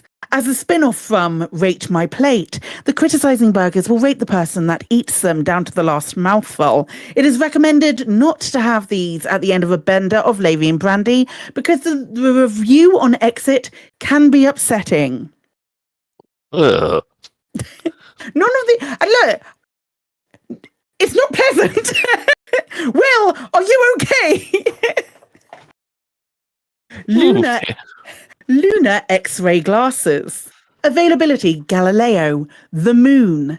Contrary to what you think, these glasses do not give you superhuman powers, but are a legacy from early lunar colonization. There was a fear that exposure to too many X-rays would make you blind, even more than teenagers' private hobbies. The Smallville Glasses Company patented a sapphire glass that is totally opaque to X-rays. The fashion was at its peak in the 2380s, along with the resurgence of attaching bottle tops to trainers, but now this outdated fashion accessory is only available in limited numbers. If you can find a vintage pair with a Bakelite frame, you could buy your very own Sidewinder with its value. Most modern pairs only have cheap imitation plastic frames, though. I've just looked up in Inara. There are no towels. Yeah, I had a look as well on the rares. It's not there. It's not there. It's not there. There were yeah, he's done a couple. He did a couple of others in there as well. They're brilliant. Go and check out the thread. I really, really, really enjoyed them. Yeah, so we'll come up with a new question of the week later on. I mean, how do you follow that? I mean, we gave people 2 weeks to do it, and it's been really lovely. I love doing these. I love seeing them come in. It's great. Keep an eye on our Twitter. I'm not calling it X. No one is fucking calling it X who isn't Elon Musk. And keep an eye on our Discord, because I do a thread in the Discord as well for it. But I really enjoy doing it, and I love hearing your stupid ideas, Will, and everyone else. Keep them coming. Keep them coming. Yeah. Right. Let's do our shout-outs then. Our sister station at Hutton Orbital Radio, it broadcasts on a Thursday at 8:30. You can tune in at twitch.tv/Hutton Orbital Truckers, or if you just want the audio, go to radio.forthemug.com. For the discerning commander that likes a bit of CQC action, you can check out the CQC Discord at discord.me/Elite Dangerous CQC. And we'll give shout-outs to the following Elite Dangerous podcasts who... so hello to the Guard Frequency, who do other space games as well as cheating on their episode numbers. I think we can all agree on that. I don't care. Does that count? Actually, that's probably the best policy. Probably. Yes. And of course, there's the wonderful cheese-obsessed Loose Screws. We hope, and Commander Indigo has not been punished for coming over to the Lave side last time. We unfortunately this week, due to K9 issues, Commander Witherspoon and Commander Beetlejuice haven't got a Galnet News Digest. We hope your pooch gets better, Pete. Yeah. We'd also like to thank everybody who's chipped in the Twitch chat. And I know that we haven't had any in-game commanders today because basically both Chris and Ben are away. So special thanks always go out to Commander Tokoso, Jay Entrax, and Allen Stroud, who have created music for the show. I do believe, Commander Ventura, do we have another track from Alan to play out tonight? Yes, we do. I've got it Excellent. Set up, ready to go. Yeah, Alan has allowed us to use another of the Lave Revolution soundtrack, so we'll play that out with that one. So that's it for another episode of Lave Radio. If you'd like to get in touch with the show, you can find the contact links in the home/contact us menu on the laveradio.com website. If you do let us know if you have any questions or if there's anything you'd like us to discuss in a future episode. Lave Radio is recorded live on a Tuesday evening at 8:30 and streamed out on laveradio.com/live. So thanks to Psykit. Farewell, adventurers! Don't critical role. I'm not critical rolling. That says it Tuesday yet. I'm never going to say that here because I dread for these times. Farewell, adventurers. I'm going to be playing Baldur's Gate for another couple of hours now. And thanks, of course, to Commander Alec Turner. Thank you, Colin. Less than 2 weeks to ECM. Yay!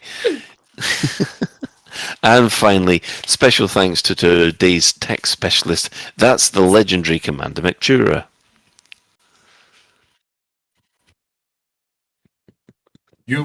Is this going to be the tech sign out from now on? This is how it happens. This is how it starts. So until next time, Commanders, fly safe. And if you can't do that, fly dangerous.